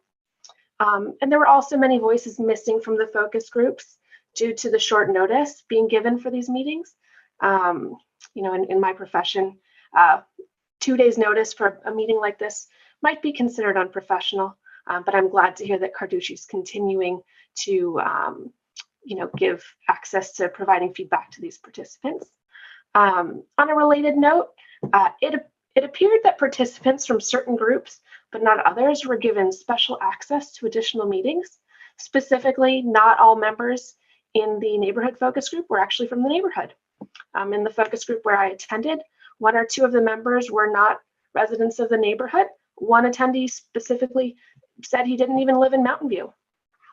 To me, this really brought pause to what am I doing here? What are we all doing here? And brought this entire process into question. Adding to this, data on the representation of each group surveyed has not been provided, from what I can tell. You know, I'd be curious to see things like sample size. You know, it's hard to trust data without knowing a little bit more about it. I'd also mentioned that there were often, you know, frequent statements by Carducci in all the meetings I attended that we can't do X because the city needs Y, or we can't do A because the school needs B, or the sports teams need Z. So it was really clear that some decisions seemed to have already been made, and they were being leveraged to lead to an outcome or feedback to serve those who had those needs. You know, we're 1.5 years now we've been talking about this. It's still pretty unclear to me what are the specific needs of key groups like the school and the city. It would be great if those could be shared. I look forward to, you know, seeing specific design requirements and for community feedback to be considered important. Thank you, Ms. Chohan. If you have any additional comments that you wanted to make, please send them to us by email. We do read all our email, as I know you know. Okay, trustees, comments. Trustee Chang. Thank you. Apologies. Can we let Dr. Rudolph say something first? Thank you. No, I think Vince wanted to say, I think he was about to start. I just wanted to remind the board and reiterate the importance of opening the scope of the design so that we can address the whole site and look at the future needs of the school and the community so that we have a better opportunity of addressing a shared use of the entire site to better serve both. And I wanted to comment on just Jessica, we hear you, we appreciate your input, but we did have quite a bit of notice for all the meetings have been noticed. And we understand that if you'd like to have some more community neighborhood postings, we'll provide that as well. We thought if we did it in the field area where people use it on a daily basis, they would see it there. But we certainly don't want to have signs putting in people's yards. So if you can assist with that, or through your neighborhood association assist with that, we don't really feel comfortable going into your neighborhood and putting signs up, but we can feel like we could do it in the field area. Thank you. So we do, again, want the board to give us direction on expanding the scope of the vision to enable us to better serve your needs and the community needs into the future. As was just stated, we do want to take a 50, 60 year, 100-year approach. We don't want to see this site developed in a way that we wouldn't all be proud for many, many generations to come. And we want people to look back and say they did a smart thing. They solved problems, but did it in a way that respected the community and the school's use as part of the community. Can you elaborate a little more on what information would be helpful to you in terms of how the scope might be expanded? I think I guess let me jump in real quick. I think what he said is that it's a school that serves the actual community, and I think maybe the phrase that he coined was it's a community school, right? Yeah. But the needs are so great. It's interesting. I went running in the community one of the days, and just because of the design of the homes, almost every, and I think I've told this to a couple of people, almost every house is sort of insular, right? There's a fence that sort of creates a courtyard. And so unlike the south part of the city, where you have more of a East Coast kind of front yard feel, Monoloma, because of the Eichler sort of designs, are a lot more insular. And so this green space actually represents sort of that larger area. So when I was listening to Vince talk about this in his debrief, him and Carly were very clear about that you have a 10-acre site that sort of represents the major appropriation of green space within that community. And in their estimation, which I completely agree with, that because of the way that the community uses it, and because it really is a center point where kids meet, because they don't have sort of that Midwest or south part of Mountain View kind of open feel, it really is a space that if you expand sort of the footprint and really incorporate it into a larger conversation about what the future really holds for Monoloma, I think you'll get something that supports the community in a totally different way than sort of what the feeling is and what Robin talked about, which is you're making a decision for the needs that are current, as opposed to, as I think Trustee Conley pointed out, the fact that more and more people continue to move into that area, and yet the green space continues to get less and less per person.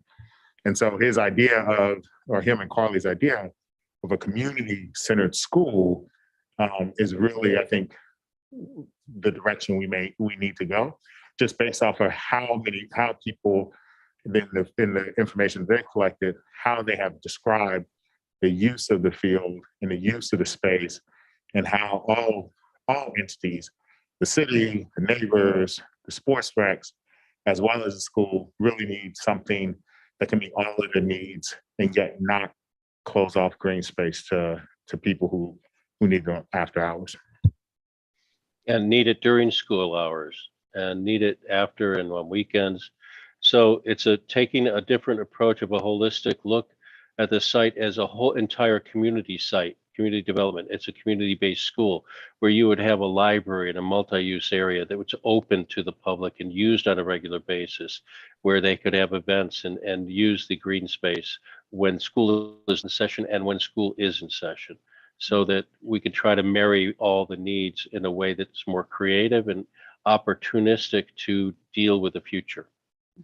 And Vince and I came to this conclusion kind of after hearing all the comment, kind of looking at that mirror board. We incorporated as much of that information that we could into the plans. And this kind of is, to Rob and Lynn's point, is it is very difficult to get the input and put that on a plan. And I think looking at the site, we acknowledge that we're at a nexus of trying to accommodate the uses, the shared uses of the site. And we want to look at this in a much broader way so that we can truly say that we are meeting the needs of the community, the city, and the district for years to come, not for the current need of the site as it is now.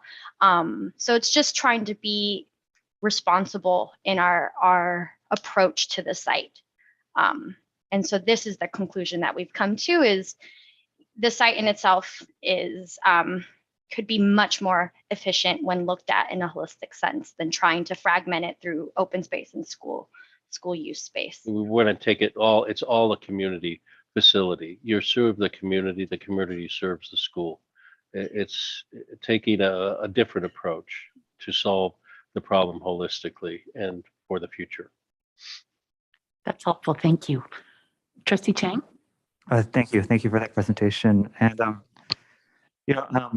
since we've been asked to give direction, and I've been reluctant to chime in on direction, given that we've been all, I think, trying to respect the process. But here we are being asked about kind of a junction road. And I think one of the most unique things we do as a board, as the elected board, is knowing when there's a rare moment when we should exercise our authority to stop what we're doing. I think that there's very few, I think when it comes to, there are very few, well, there's no one else but us who really can do that, who really can look at that, step back and say that, that the best thing for the community is for us to just not do anything. I was taken aback by Mr.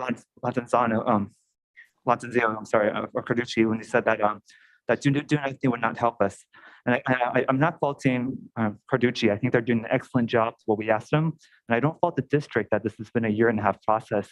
But I think this is on us, and that like we at this moment have spent $480,000.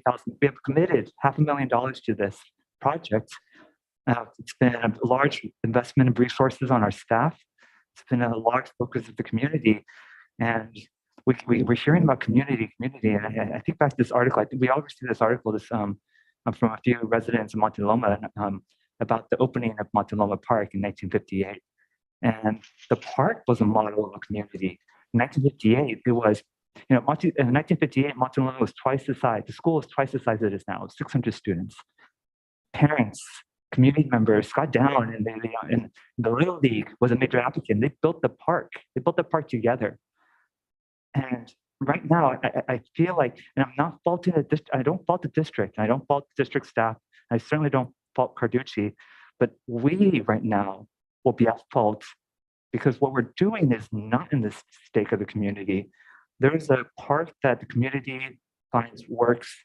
It has worked for the school district itself for nearly 50 years. We're talking about 50 years in the future. Let's look at the last 50 years. There are solutions that can provide security that has already been presented, fencing out the base of the school. We can hire security. There are other school districts that are buying robots built in Mountain View. So I mentioned this last time, so Nightscope down in Terabella, there are school districts buying their robots to provide security. And that's built here in Mountain View. So when I would feel safer with having a robot roam the perimeter than a fence if our goal here is safety. What we're at this moment asked to do is to expand the scope on a 5-acre site to 10 acres. We're committed $500,000. What is the end of this? What else do we commit? Like our fiduciary duty is to kids. This is so far removed from what I think we should be doing, spending our time doing. We've spent so much time on Monoloma on this issue. I really ask us just to take a moment to even just say pause. To pause and have us, this is a political question. It's not a pedagogical question. This really does come down to, you have an elected board. It's a question about what's a politically, we make a choice. There's gonna be trade-offs no matter what. But it comes down to us because community elected us, and the community can choose to elect somebody else if they don't like our decision. But this shouldn't be left to the district staff. It's unfair. And it shouldn't be up to Carducci, and shouldn't be Carducci's responsibility to say that to do nothing is not helpful, because I actually think at this moment, to do nothing is the most helpful solution. And I just hope we can just take a moment right now to, we actually have never weighed in on this, as this composition of this board. And we've always been saying, let's lend into the process. Let's wait for the process. The other process is about to get bigger. And I hope my colleagues here can just say, let's just stop. And so let's enter that thought. Thank you, Trustee Chang. Do other trustees have comments? Trustee Berman. Thank you so much for your presentation. And one thing I did want to note that I appreciate is your, how receptive to feedback the Carducci and Associates has been in making the process as transparent as possible and looking for ways to improve it. Something that does resonate with me, and I live in Monoloma, is thinking about the future of our city as a whole in our neighborhood. And, you know, with the development that's taking place, and knowing that boundaries are sort of on the horizon and perhaps changing school boundaries, that's something that comes up every so often. And I think with that development, it's something we need to consider. And we have to be really honest about how that's going to impact all of our schools, and that's going to include Monoloma. So I think that the Monoloma school building as we know it, there will be some changes to it, because I think, you know, right now that school is under enrolled, but we don't have the capacity at all our other school sites to fill those classrooms or fill seats with the kids that are coming. They're not necessarily coming in 5 years. They might be here in 10, 15 years. So I do think we need to sort of think about our school sites as a whole. And I really would love to sort of preserve that Monoloma feel. And at the same time, we have to be realistic about what our ask is going to be, or what our task is going to be, is to find seats for the students that are coming in 10, 15 years. And I'm not sure what those numbers are going to be yet. I'm not sure how they're going to impact each of our school sites. But I know that all of our school sites will be impacted. So it's something that we have to consider, and we do need to consider what that means for, you know, this renovation. I think of my own house. You know, sometimes I stop and I think, you know, it's like Frankenstein. You know, we do one thing here, and then 3 years later we do something else, and then, you know, sometimes my husband and I look at each other and think maybe we should have just torn half this house down and just restarted. But we really love it out, trying to preserve as much as we can. But, you know, I think somehow we have to figure out how this piece sort of fits into the whole, so that we're really wise about how we are investing our time and energy and money into this space. Thank you. Trustee Conley or Trustee Wheeler, do you have any comments that you'd like to make? Trustee Conley? Thank you, President Blakely. Thank you very much, Carly and Vince, for the presentation tonight, and for your responsiveness to community members as we go through this process. There are strong feelings about this space, and rightly so. These are people's homes and also our schools, our children. I still come back to a few things. So one is, I've mentioned this before, but I was on the Parks and Recreation Commission when we approved the, I'm going to forget the name of it now because I'm tired, the inclusive playground for Mountain View that's going to be based at Ringstorff Park. And one of the things that came up right away in that design process was, for our children who are neuroatypical, for our children with special needs, or with disabilities, one of the first asks and first considerations in design is having a fence around the area that they play. And I think that's one of the tensions in this issue, is that I believe we have power over the built environment. We made it. We can also change it to be more inclusive of everyone. And it's our responsibility to make sure that we are creating the best situation for our students while also balancing the needs of our community. There hasn't been an easy solution to this issue. The majority of the board did vote to approve undertaking this process with Carducci and Associates, and then voted again to approve the actual contract. So there has been majority board support for that. And as a board, we usually, when the board has voted as a majority, it's one of our board policies actually to support the majority decision, because none of us has power as an individual. Our power is in the group of 5. In terms of the scope of the site, I think there are a lot of considerations. We can look at future growth in Mountain View and future school boundaries. We can also look at the proposed R3 rezoning that the city is considering. We know that the RENA goals for the city of Mountain View are huge, the amount of housing and development that we're anticipating. And Monoloma is on the other side of Central. It has, to a certain extent, fewer major arteries to cross to get to it for some of the neighborhoods on the eastern side of our city. So it might actually be a site that we look at updating to take on some of the student influx that we anticipate, as Trustee Berman said, 5, 10, 15 years in the future, which is part of our fiduciary responsibility as well to our students. I'm used to these processes being long though, and the community input process being long. That is how urban design and landscape architecture and architecture work. Anyone who's done a home renovation knows that you think 6 months and it's going to take 2 years. Just magnify that to a 10-acre site level or a 5-acre site level, and it's really, it just takes a lot of time to do it well. I'm comfortable looking at all of the possibilities for the site. I don't want to rule anything out yet, but I also think we have to be really fiscally responsible in how we approach this. So just a lot to balance, but thank you so much for your work, Carly and Vince. Thank you. Trustee Wheeler, thank you. Trustee Conley. Yeah, so everybody here knows that I'm very involved in politics. I love politics. I'm not conservative, but one of my favorite quotes from politics from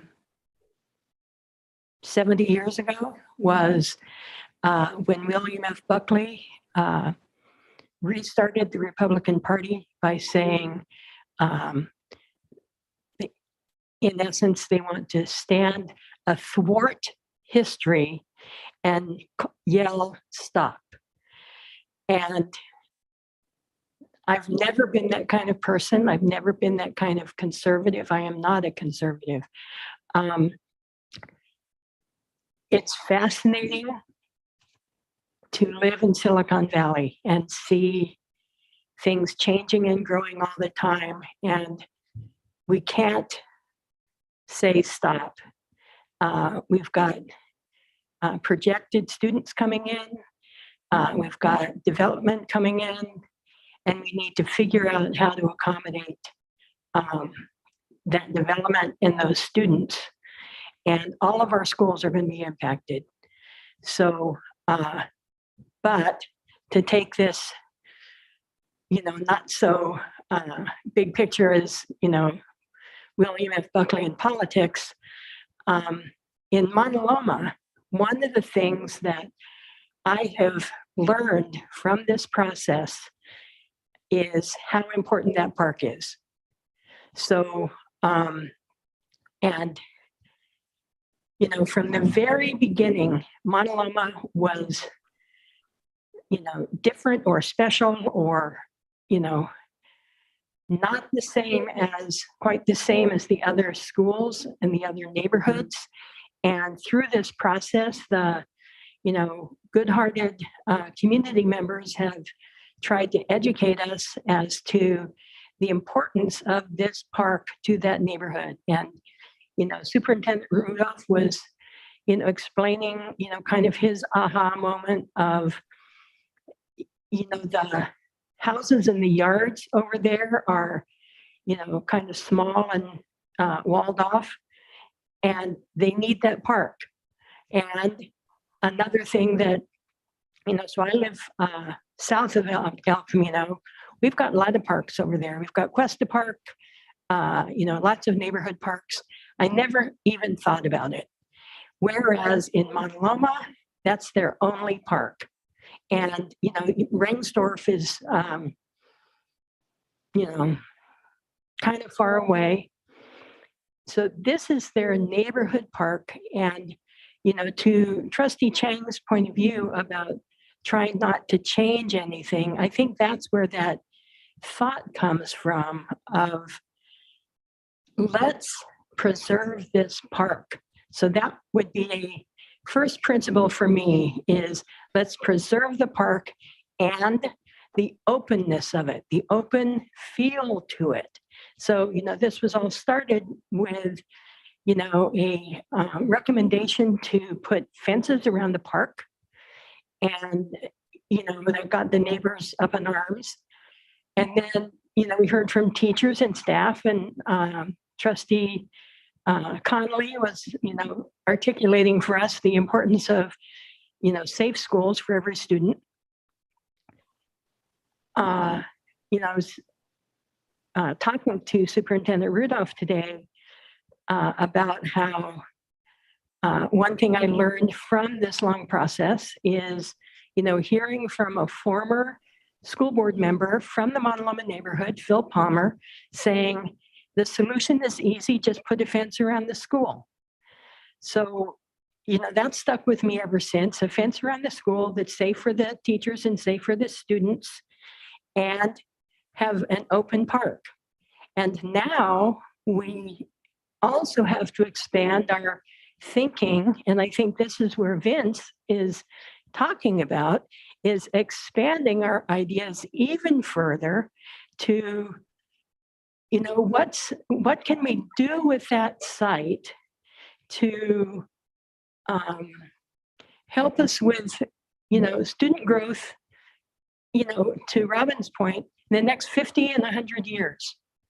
So, I'll go back to a first principle for me is green space and park. And then, what does a further school, I don't think Monoloma is going to look like the way it does now. I don't think it's going to look like that in 20 years. So, we need to make use of that site for, new students coming into Mountain View. And I think we need to have open minds to how, we can try to creatively accomplish this. And I see Vince shaking his head. So maybe Vince, you're already there.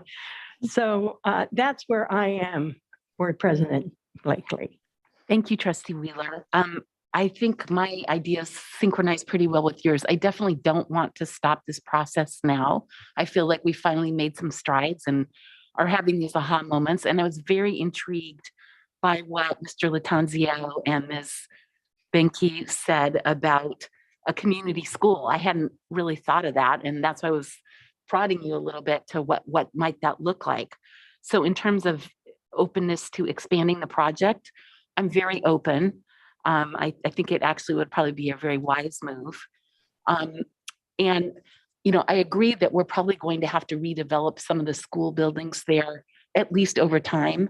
We don't have the money today, but, we could go up. I totally concur that we want to keep that green space green.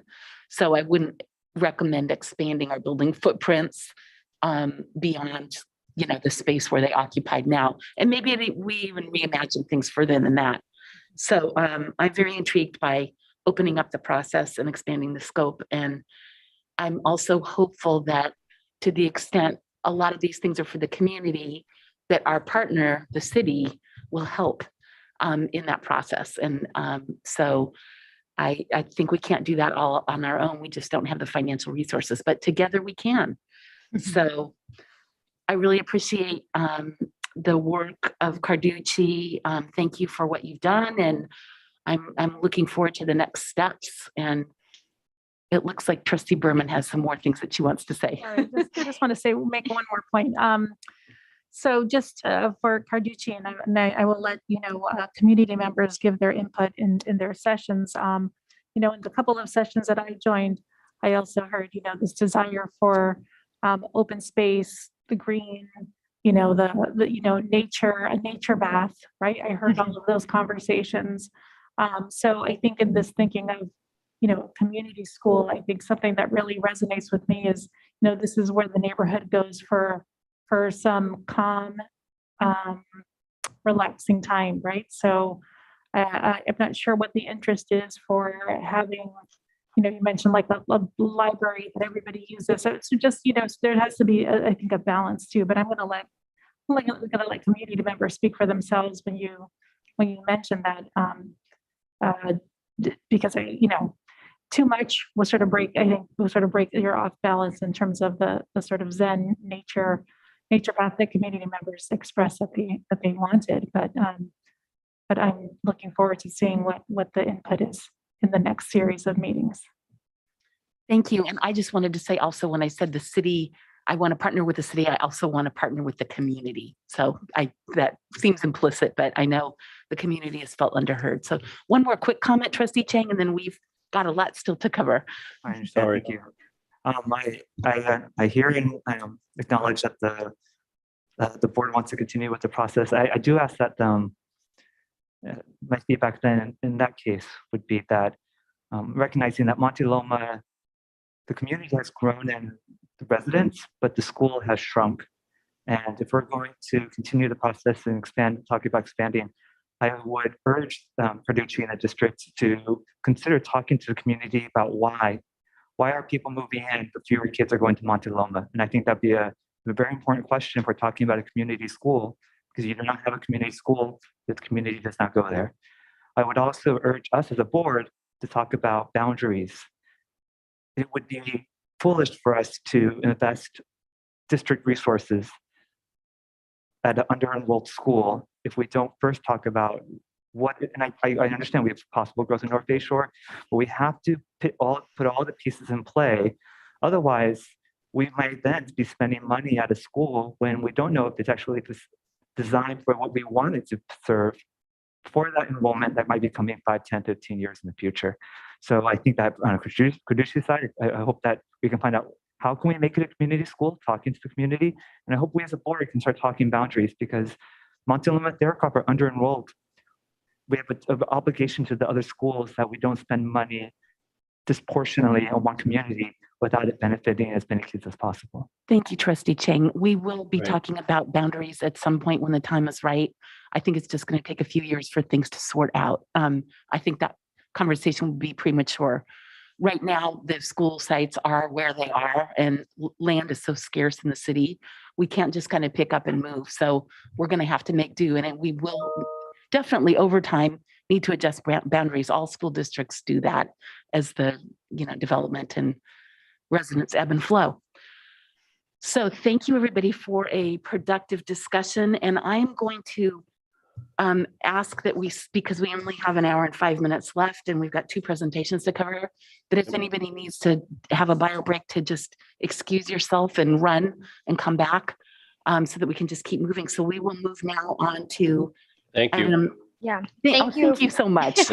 Thank you, board. And also great thank you to the community members. I just want to say that you all have shown us how special and unique the site is, and we're working hard to create a special and unique solution for all of the users of Monoloma. So thank you so much. Open space. Yes. Thank you very much. We really appreciate it. Okay, now moving on to item 9E, the Health and Wellness Survey update. And I believe Karen Jimbo will be presenting on this evening. Yes. Welcome. Thank you. Good evening. And in the spirit of time and fatigue, I am presenting an abridged slide deck this evening. The full slide deck and material are on the board packet. So without further ado, let me get this started. Thank you. So as everything we do, we're grounded in Strategic Plan 2027 and guided by legislation. The Health and Wellness Survey, in developing our survey, our aim was to gather stakeholder perceptions, identify gaps, and inform our priorities. We had several iterations and eagerly opened it to responses from the stakeholders November 17th through December 3rd. We collected responses from students, parents, and staff, and here you see the respondent data. When looking at our results, consideration is the actual respondent data, and just considering this when we go over the results. Our key findings, key finding number 1, there's no doubt that there's room to improve, but overall, most respondents express a positive perception of health and wellness supports. Key finding 2 is our student voice. Students express lower opinions than parents of sufficient instruction in substance use prevention, nutrition, and sleep. Similarly, we see this with in getting sufficient amount of sleep, and we do see it in their expression of school provided meals. Key finding 3. So this question was only presented to staff as they would be the most familiar with the health and prevention education curriculum. And you see where our strength there is on our physical activity or physical education, and lots of room to grow in other areas. Key finding 4 is around mental health supports. And when we think about mental health supports, often we are looking and thinking about the counseling services. There is satisfaction with our quality of counseling services. And the other thing I think I want us to really look at and consider is that mental health supports aren't only with counseling, they are also with the adults that provide the support to parents, provide resources to students, and also that they show that they care about the students outside of the academic schoolwork. Generally speaking, 12% of parents and students reported seeing a counselor within the last year. And along with this, in key finding 5, about half of the staff and parents respondents feel that the district provides enough counseling services. Interestingly, again, we see here that student respondents have a different opinion about the amount of counseling services provided. They are more on the side of that we provide enough. Key finding 6, we see here that those receiving free or reduced price lunch report experiencing mental health symptoms more than those who don't participate in free reduced price lunch. Here again demonstrates that they access a higher utilization of counseling.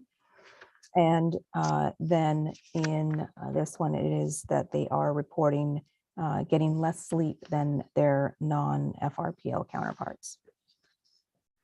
Overall priorities, in respondents identifying the top 3 that came out of prioritization was educating students on mental health and well-being, social emotional learning, and providing more resources for emotional health and well-being.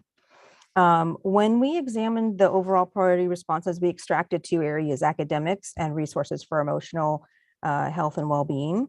And we see that parents rated academics and increased resources for emotional health and well-being about the same, around 30%. However, when we examine a comparison of the 2 groups, parents and staff, we find that there is a difference between their priorities.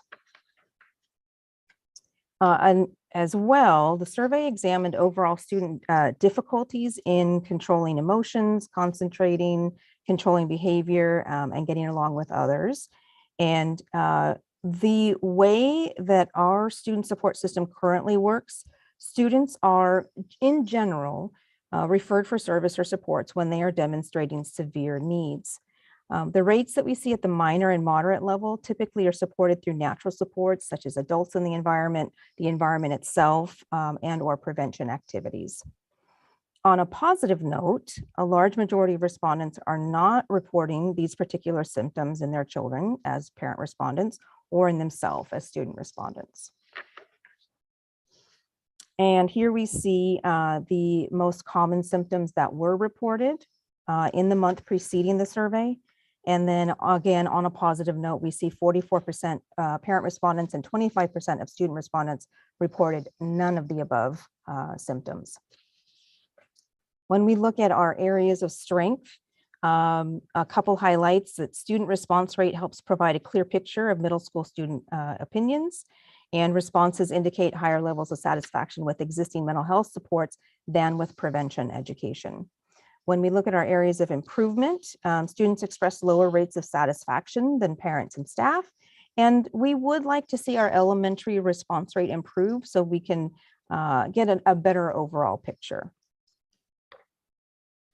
So as we look ahead, the data is just the start of the learning about the impacts of the pandemic. It is going to take time to mitigate the impacts as we see them. and particularly as the pandemic persists. We also, in consideration, want to include a wider variety of student, staff, and parent voice to inform action items in the prevention areas. And as we look at next steps, we will develop a plan of action based in the health and wellness survey data, while also continuing to seek further input from stakeholders regarding their health and wellness needs. And as well, we'll continue the health and wellness committees and SEL committee that we have been engaging in this year. As I said, in the interest of time and fatigue, any questions? Thank you so much, Ms. Jimbo, for flying through that. I know I spent a lot more time with it at home when I was reading the materials, and I imagine my colleagues did too. This is long overdue for the report, and we're really proud of the work that you're doing. So with that, trustees, did anybody have any clarifying questions for Ms. Jimbo? Ms. Conley, Trustee Conley? Thank you, President Blakely. Ms. Director Jimbo, when we look at the next steps, are we still looking at adopting a social emotional learning curriculum for the district this year? That would be implemented in the fall. Yeah, I think that's a consideration. I think we really we're doing a lot of work with the SEL committee, and so as the state hands down more information to us, that's another piece of this the consideration on next steps that we need to look at. So I think the state is looking at the possibility of adopting SEL curriculum, and they haven't determined where it's going to be or what it looks like. And so I guess, what Mr. Director Jimbo is trying to say is like, we're a little leery of starting down one path, and then the state at the end of the year saying, this is the path that you need to go down. So we're trying to balance the two, but we definitely will have next steps. As this thing, because we know the state's going to adopt it, that will lead to some actual items into the next year. Thank you. Don't the adoptions usually take several years, though? I mean, they do, and I know maybe Ms. Bauer wants to join in also, but it seems like this has been a real big push from the state to come up with something. And I know they sort of intimated earlier this year that the goal was to have an SEL curriculum. But again, they haven't provided, at least from what I've seen, they haven't provided where they expect it to be taught, or what type of curriculum it's going to be, or if it's even if it's sort of a curriculum, or if it's textbooks or something like that. We just know it's supposed to be coming, but I'll turn it over to Ms. Bauer or Ms. Jimbo so that they can answer. I think I'll just add, I think the state's laying the foundation for that, for the curriculum. And I think what's difficult is that when you do a normal textbook adoption, you have standards and all of these other things that you base your curriculum on. And we don't really have that for social emotional. There's items out there. And I think Ms. Jimbo's job this year and what she's been doing a great job is laying the foundation for those committees to then pick up that steam as we move forward and really get into finding something that's going to meet the needs of our district. Thank you. Trustee Berman. So the survey for families, is this an annual survey, or is this just an initial survey to gather this input? I'm wondering how we'll continue to check on families and what their needs are. Yeah, I think that as we go through the triennial assessment for the local school wellness policy, the district is required to examine this every 3 years. So I think it really depends on how our committee works towards its recommendations for the policy as well as the action plans. So it's in consideration. I don't think that there's been a decision made yet. Thank you. Did any other trustees have clarifying questions for Director Jimbo? Okay, if there's any members of the public wishing to speak on this item, will you please raise your hand in Zoom or press *9 if you are participating by phone.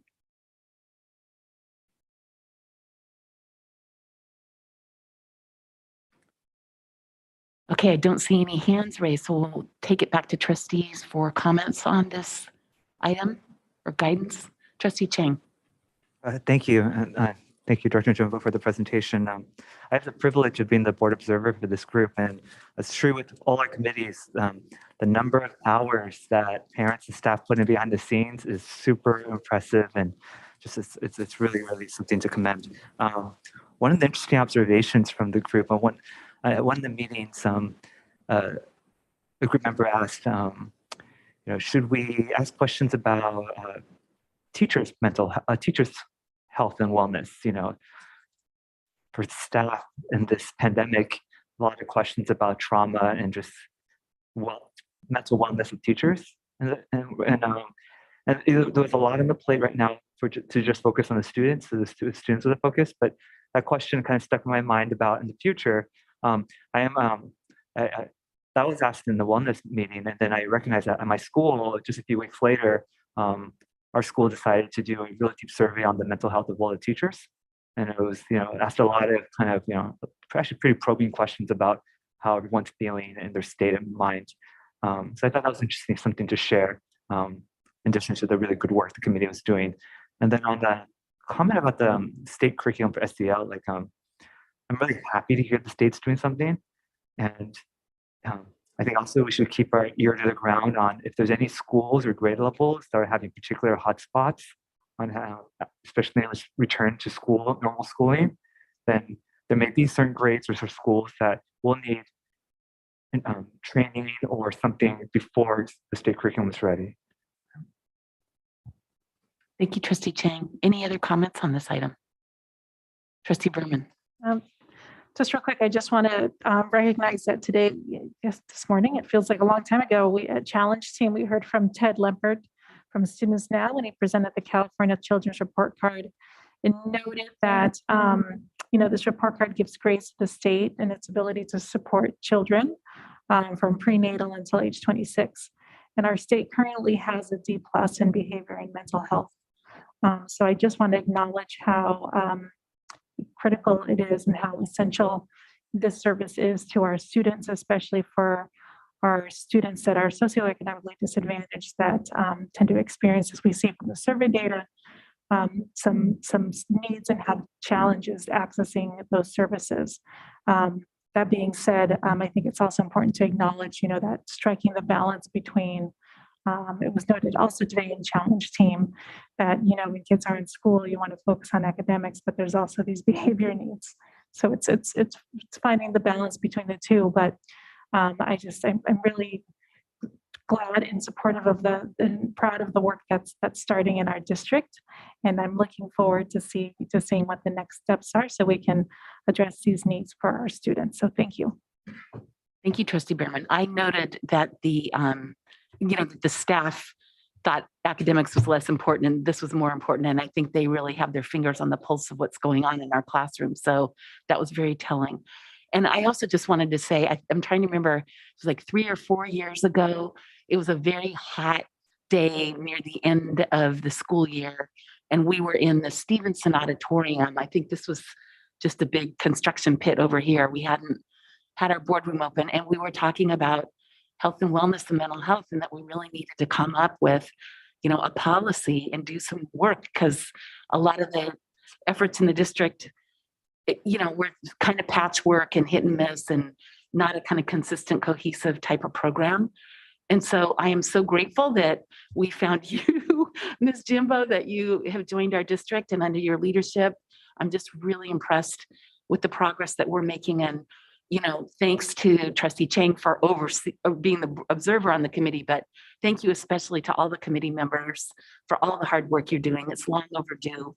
And, I would welcome a curriculum, but I remember we were waiting for next gen science standards for 10 years for the new adoption. So I'm glad that you're assessing what's out there. And I'm sure that there's more strategies that we can be implementing. I don't know if it's a formal curriculum or not, but so that we can ensure that all of our kids get sort of social emotional learning incorporated into their day. And I concur with what you said, Trustee Chang.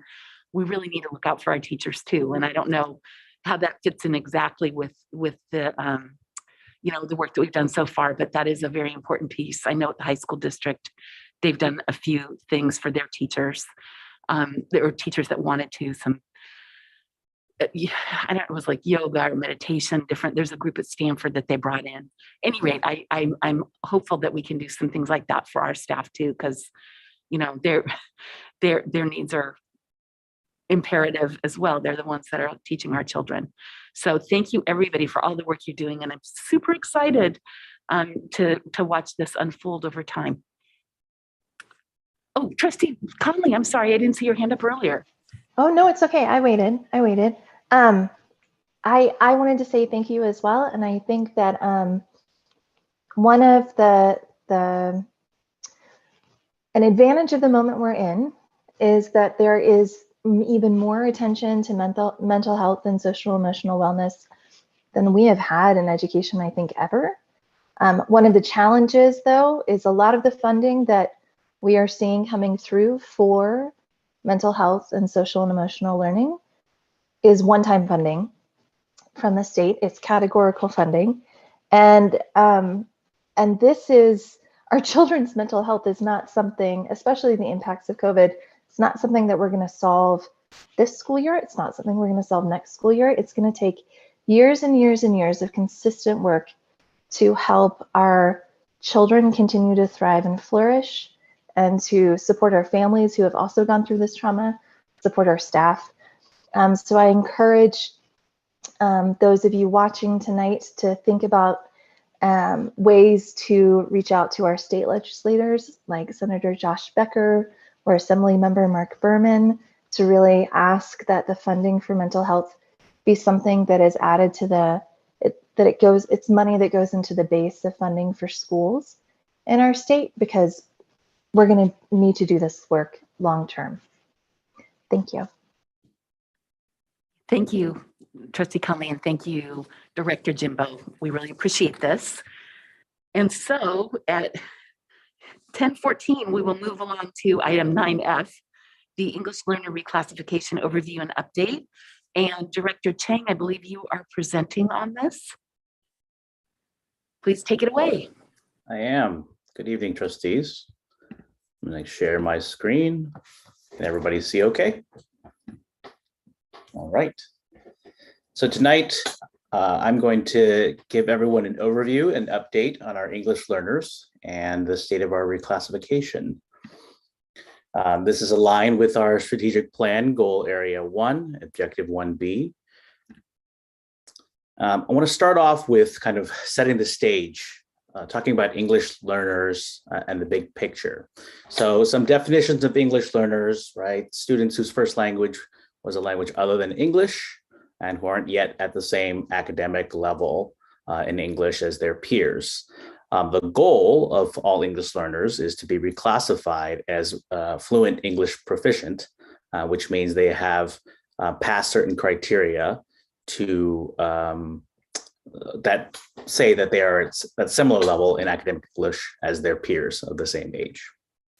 So taking a look at some combined numbers of these two groups, this is the count per school. And if you look at the bottom, you'll see that overall, we have 946 English learners and 736 reclassified fluent English proficient RFEP students.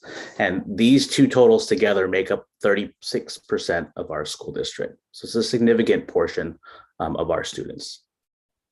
Our English learners are assessed in a variety of different ways. Most prominently with the LPAC, which is the English Language Proficiency Assessments of California.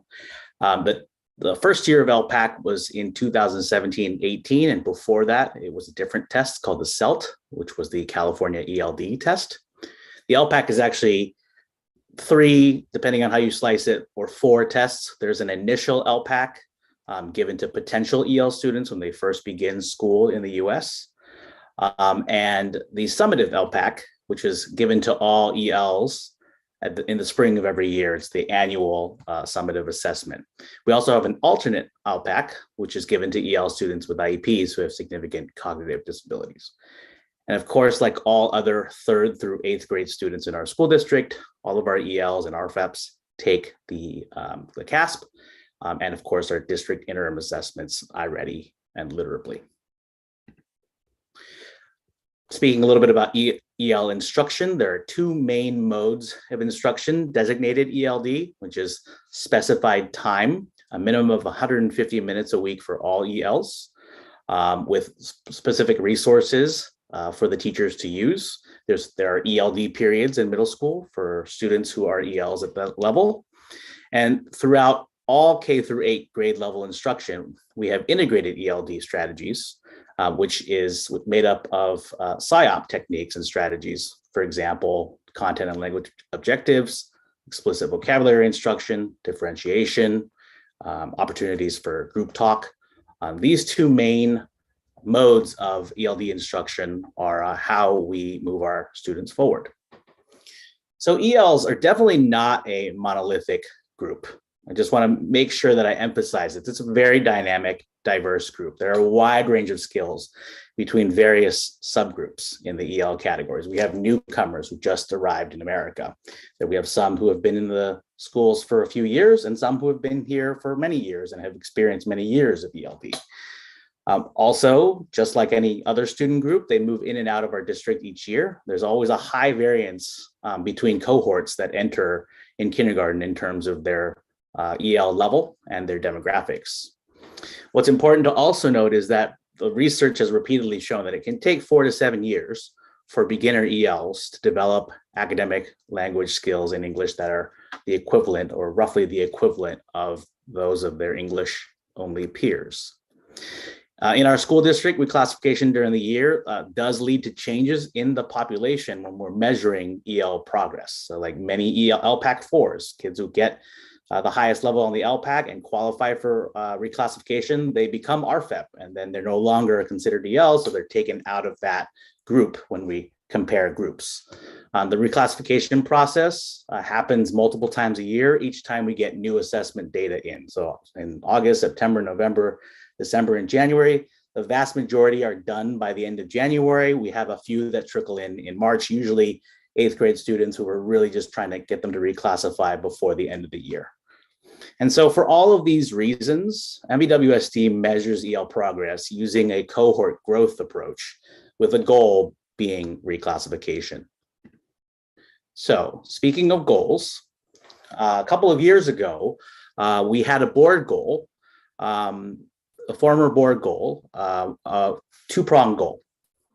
The first part is by the end of 5th grade, we want to aim that 75% of the EL cohort who entered our school district in kindergarten will be reclassified. And then that number goes to 85% by 8th grade.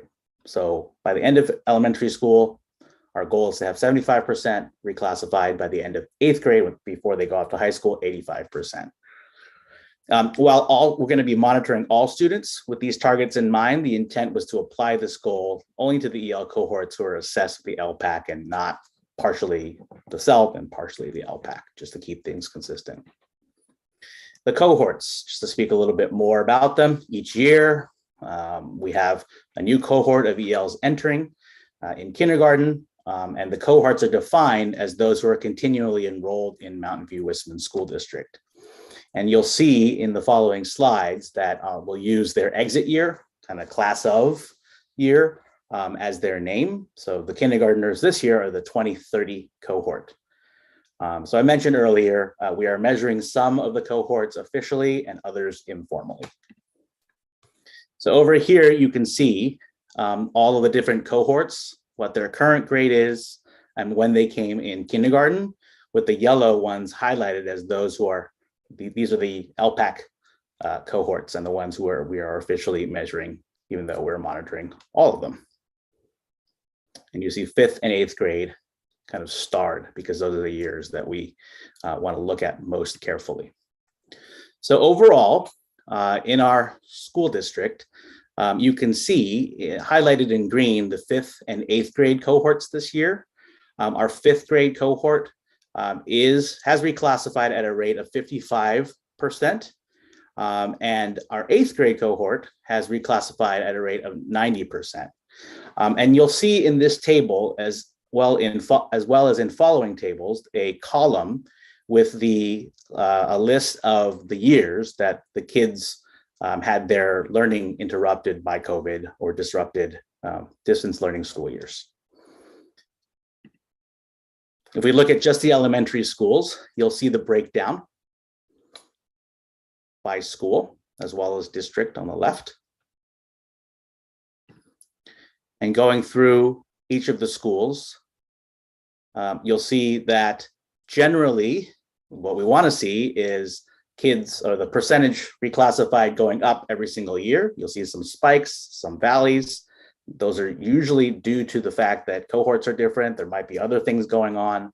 But this, again, this green line is something that we want to focus in on, because that's where our goals are marked. I'll just click through.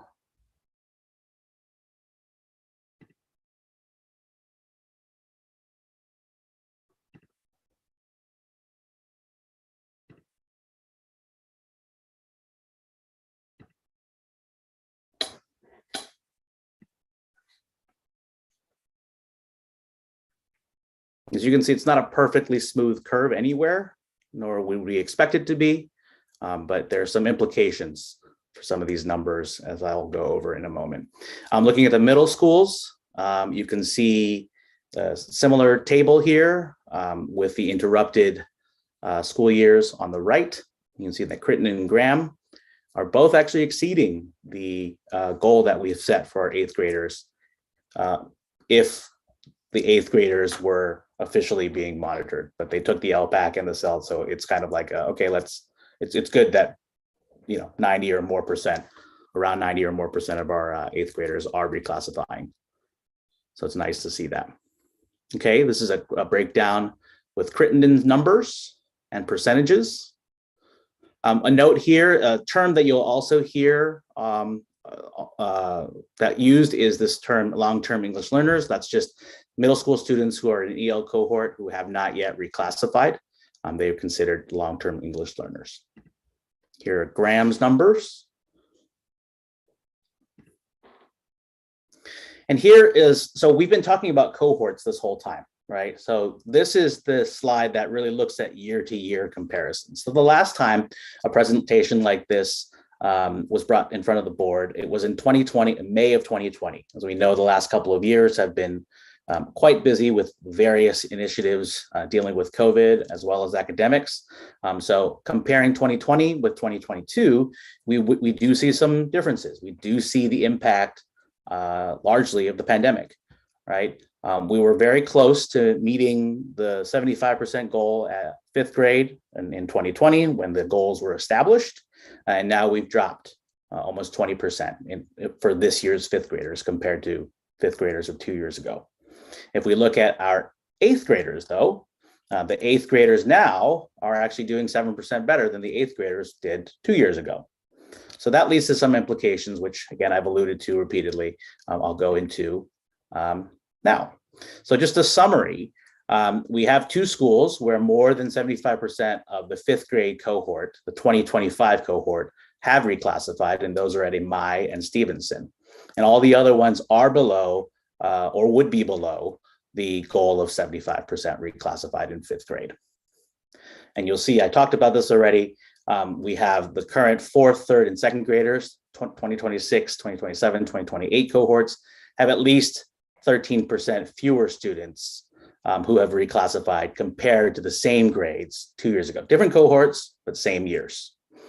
And I mentioned that Crittenden and Graham, the 2 middle schools, the 8th graders, relatively speaking, reclassification-wise, are actually doing great. They're meeting and even exceeding the goals that we've set out. Just to point out, when we look at this data summary, the sample size, these are relatively medium to low numbers, especially if you dive into a grade level at a school. 1 extra child reclassified or 1 less child reclassified can lead to big swings in percentages. We also, interestingly, have several schools who have 1 or more outlier cohorts who have reclassified at a significantly higher rate than the district average, such as Bub 2027. I believe those are the 3rd graders, Imai 2nd graders, Landell 3rd graders, etc. So those definitely need some extra research and data analysis into, and I'm looking forward to doing that with our principals. So speaking of analysis, right?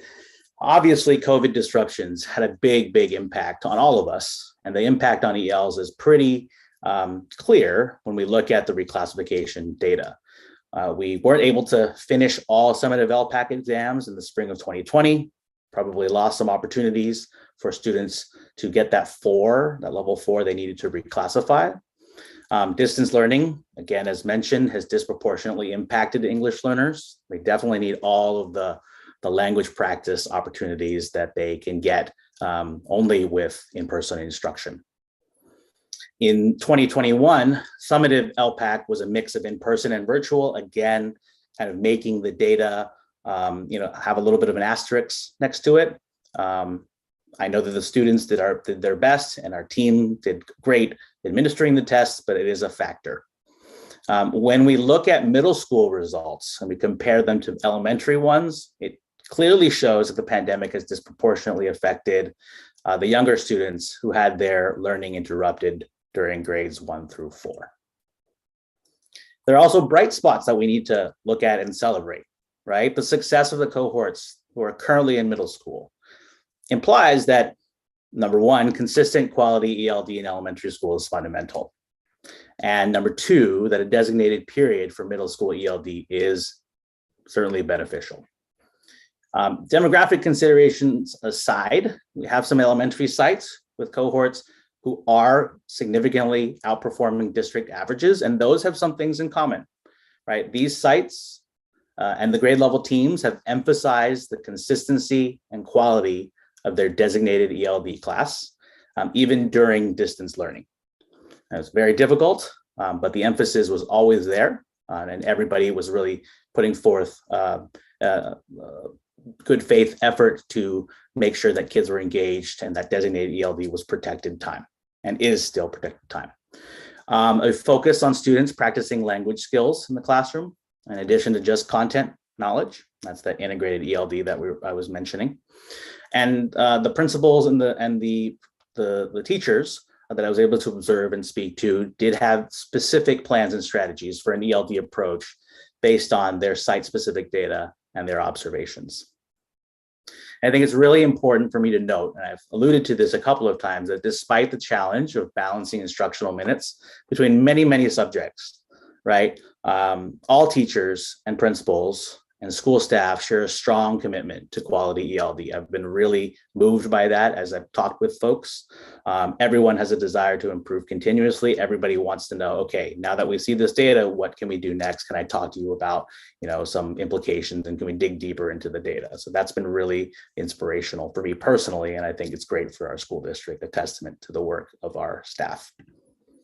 So what are some current ongoing efforts we're going to strictly adhere to and support the expectation of a consistent 150 minutes, it's about 30 minutes a day, 5 days a week, per week for every single EL, right? We're going to continue to provide teacher and administrator training for designated ELD resources.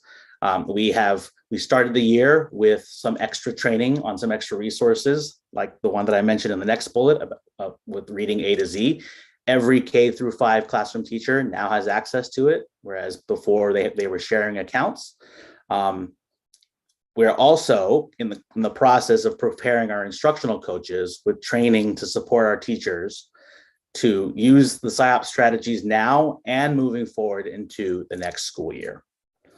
We want to provide training for EL coordinators to support not only the LPAC assessment, but to build the capacity of families and also teachers in understanding the reclassification process. And of course, we want to continue to provide and improve our parent university sessions to help all families support their learners, not just English learners, but all learners, but specifically our English learners as well at home. So as we move forward, we're going to continue to track the data on reclassification, EL performance and growth on the LPAC, iReady, Literally, and CASP. And we need to continue to do deeper trends analyses of the types of specific language skills that our cohorts require most urgently for reclassification, especially those in grades 3 through 5, 3 through 6. We want to examine the positive outlier cohorts for actions we can replicate. to see if there's other potential additional programming resources and training, especially for the cohorts disproportionately affected by COVID. We need to continue our existing newcomer supports and improve upon them, all right, encouraging innovation at sites with the intent of coming up with a plan of action to continue to add to our newcomer supports every year. And of course, as we're doing right now, to prepare and administer for the 2022 summative LPAC. And that is it. Thank you very much.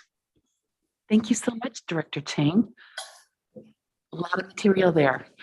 Trustees, does anybody have any clarifying questions for Director Chang? It looks like Trustee Conley has her hand up. Thank you, President Blakely.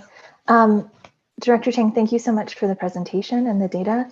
I should have sent this in ahead of time, and so I want to just ask that in the future, I'd really like to also look at some of the intersections between different groups in our school district and English learners.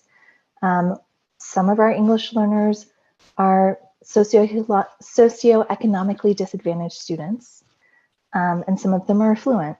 Some of them are children of color, and some of them are not. We have people from all over the world who come here to Mountain View to work in the tech industry, and also we have people who come here to work in service positions and may not have the same advantages at home. And I think I'm curious about whether that influences why some of the rates of reclassification are so different at different school sites, because our school sites are very different in terms of their breakdown of students who are not white or students who are socioeconomically disadvantaged. Thank you. Thank you for the question and the comment. I certainly appreciate and completely understand why where that feedback comes from.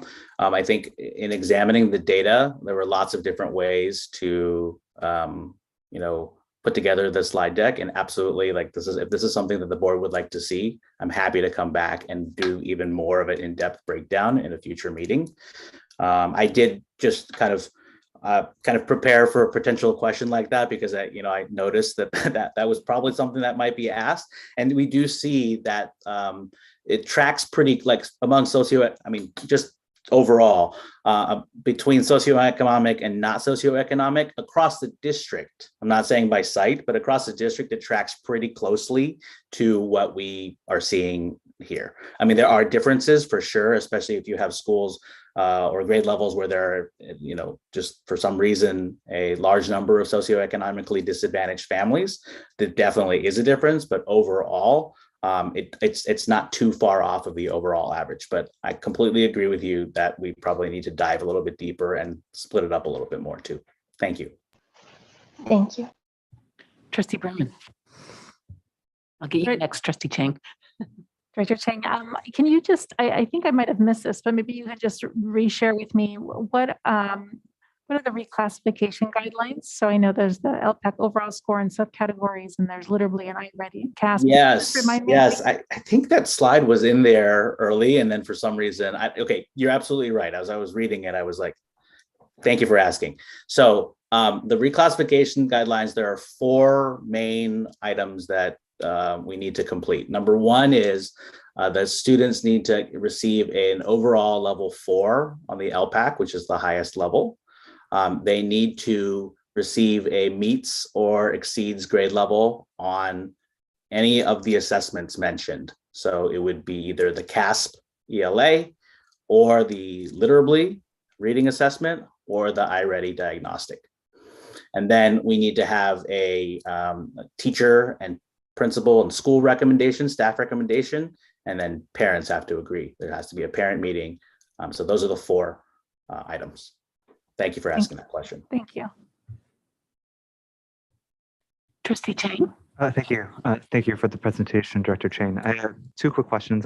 One is, if we look at reclassification rates by home language, and particularly if we look at Spanish, are there some schools where their reclassification for Spanish as a home language is much higher than others, or are there outliers when it comes down to language? particularly Spanish speaking, just looking at Spanish speaking home group. I haven't yet done the analysis by home language, but I will, and will report back in a future meeting. And then, and just related, and this could be something maybe for a future meeting too, is I'm curious if, and maybe this, if any anecdotal observations of if cohorts with a lot of languages in that cohort, if that impacts the reclassification rate. So if there's a cohort where there's a lot of kids from a lot of different languages, has that had an impact on classification rates? And again, that could be something for a future meeting too. Sure, thank you for the suggestion. Any other trustee questions or comments? No, these were questions. I'm sorry. It's late. Okay, well, I will turn it over to see whether there are any members of the public who wish to speak on this item. If so, please raise your hand in Zoom or press *9 on your phone if you've called in. I see one hand.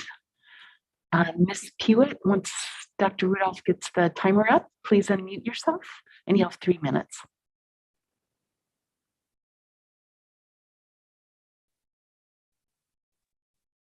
Hi, can you hear me? Yes, thank you. Great, thank you.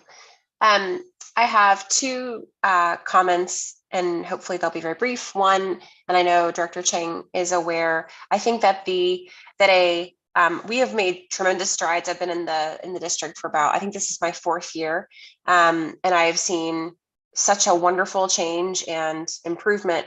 And I think that it would be lovely to see a slightly more focused onboarding for our newest families who are brand new into the district. That first year of their experience of communications is really essential in helping them understand what reclassification is, what it means for their student, what the process looks like, and ensuring that all of the presentations, especially for our low-income Spanish-speaking families, just because they're low-income and Spanish-speaking, it doesn't mean that they're illiterate in all cases. And having the presentations available that are written in Spanish as well as interpreted into Spanish can really help people to grasp the content that's presented, especially during that first year. I've noticed that people are really energized, or the most energized, in the first year or so of their parent experience. And then the more that they discover that meetings are irrelevant to them, the less they show up. So that could be helpful. The other thing that I've heard consistently, and especially from our lower income families who speak Spanish, specifically at the Mistral Castro Latham school site where my kids go, is the desperate need for affordable, accessible, easy to apply for, not going to turn them down childcare between the time that school ends and a reasonable time when they could pick them up. It's hard for them to navigate the application processes to the YMCA and Right at School, even though we have SCEFs and our SCEFs are wonderful. Sometimes just the idea of navigating yet another process can be overwhelming for families. And if they have a high schooler, they'll just say, oh, the kid can stay with the high schooler. And that's actually not good for the high schooler. And it's also not good for the English learner. So I would love to see us renew our willingness to think about the after school experience of our students who are learning English, and the fact that that is an opportunity to provide them with additional supplementation of some kind, realizing that staffing is not the easiest thing right now. So just a suggestion. Thank you. Thank you. Trustees, comments? Ms. Berman. So I am the board observer for the DLAC meetings, and Director Chang, there are always some terrific presentations and great parent participation in those meetings. I love being present at all of them, and I do my best to get to ELAC meetings at school sites. I'm really excited about building capacity for training teachers and families around language acquisition and reclassification. I think that's really exciting. and when we're at the DLEC meetings, that, you know, there's so much great, there's so many great practices shared among the parents. And I just, you know, I wish everyone can listen and watch and try those strategies out. And I think, you know, an opportunity, I think, for us too, as we build capacity for more training sessions and working with our families, is to, you know, get our heads around participation and engagement. I know sometimes our ELAC meetings at school sites, it's, you know, I know there's a pandemic and everything's over Zoom, but I'd love to see our participation go up. So I think if we can sort of think about how we can do that, and hopefully, you know, at some point we'll come back in person. And I know that those always have a different feel when we're together in person. We'll have an increased participation, but I would love to have as many parents be able to access that information and that training as possible. So I'm looking forward to seeing that and having more parents join us. Thank you. Any other, Trustee Chang? Thank you. When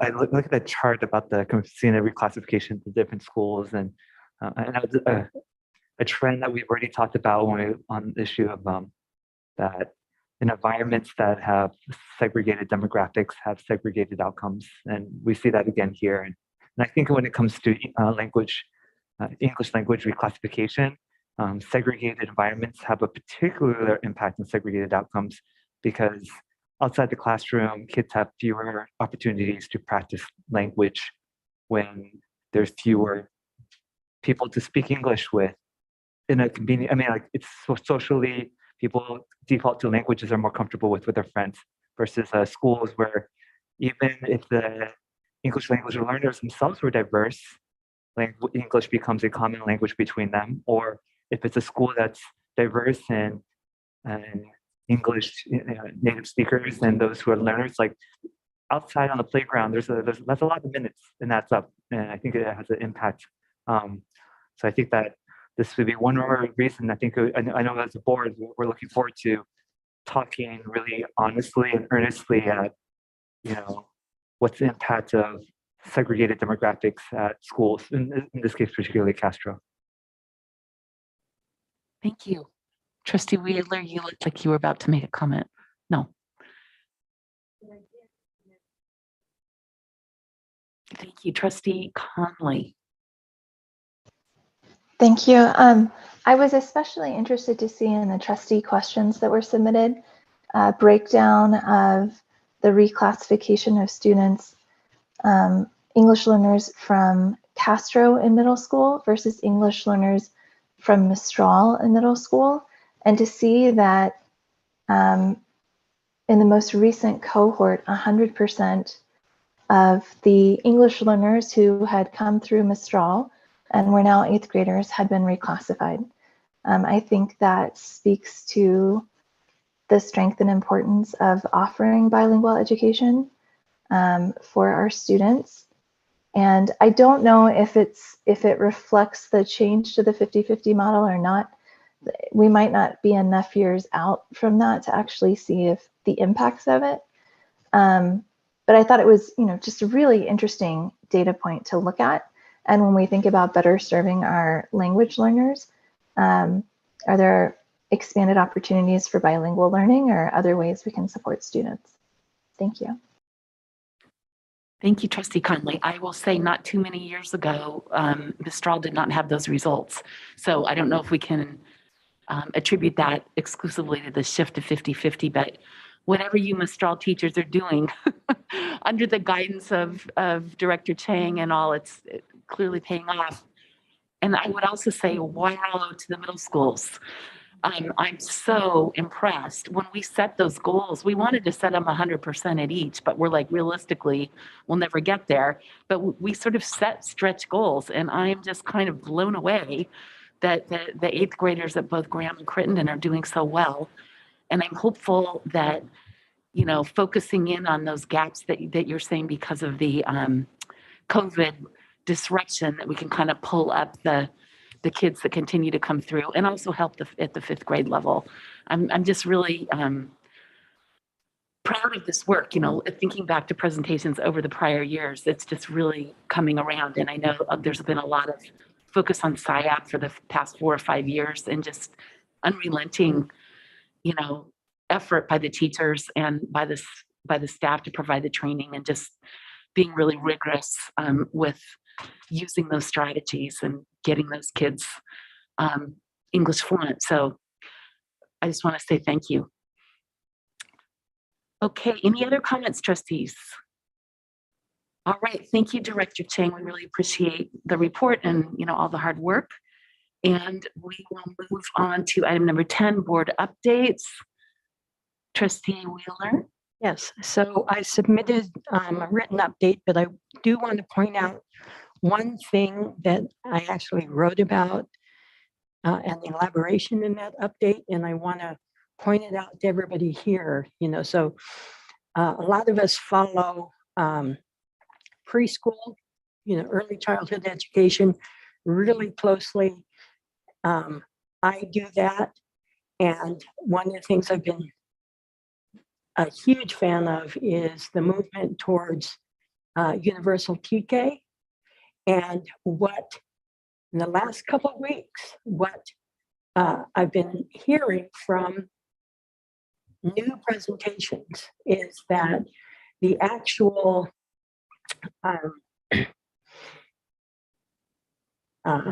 belief by the governor is that it's not just universal TK, it's universal pre-K. So it's not just everybody's going to be funneled in universal TK, it's that we're still going to keep our system of state preschools and Head Start, and we're going to keep our system of neighborhood and business childcare providers. So people can choose which system they want to participate in for 3 or 4-year-olds. So, and we were told at a presentation a couple of days ago that the County Office of Education has done 4 trainings for experts in this field recently. So I'm assuming that Ms. Bilecki, who is our local expert, is on top of this and is going to shepherd our school district through this, world of universal pre-K, not just TK. Thank you, Trustee Wheeler. Trustee Conley. Thank you, President Blakely. I'll just quickly make a pitch for the Santa Clara County School Board Association's legislative brunch is coming up on Saturday, February 26th. It's from 9 a.m. to 12 p.m. And it's going to be fascinating. If anyone is interested in state level and county level policy and how it impacts districts like ours, this is the place to learn about it. We have we have assembly members and state senators. We are trying to get some congressional representatives in, and Linda Darling Hammond, who's the president of the California State School Board, will be our keynote speaker as well. So I encourage everyone to attend. I'm chairing the event, which is why I know everybody who's going to be speaking and when, but I think it'll be a really informative day. So I have a question. When you say everyone, you're encouraging everyone to attend. Are you talking about school board members? Are you talking about community members? Who are you talking about? School board members right there. I don't think we prohibit community members from attending, do we, Trustee Wheeler? Because it's virtual. It's been a discussion over the years. It might make a difference that, when things are by Zoom. I don't know. But in the past, the general rule has been just school board members. I know when it was in person because there were space capacity issues. Virtual, I'm going to go back and double check and see if it's possible to disseminate it more broadly, but I'd love to see you all there. I'm all signed up. And thank you for your leadership in this area, Trustee Conley. All right. Dr. Rudolph, were there any items for future agendas? Yep, we have two that were submitted. The first one is a request for COVID-19 school safety policy update after the February break, possibly in March.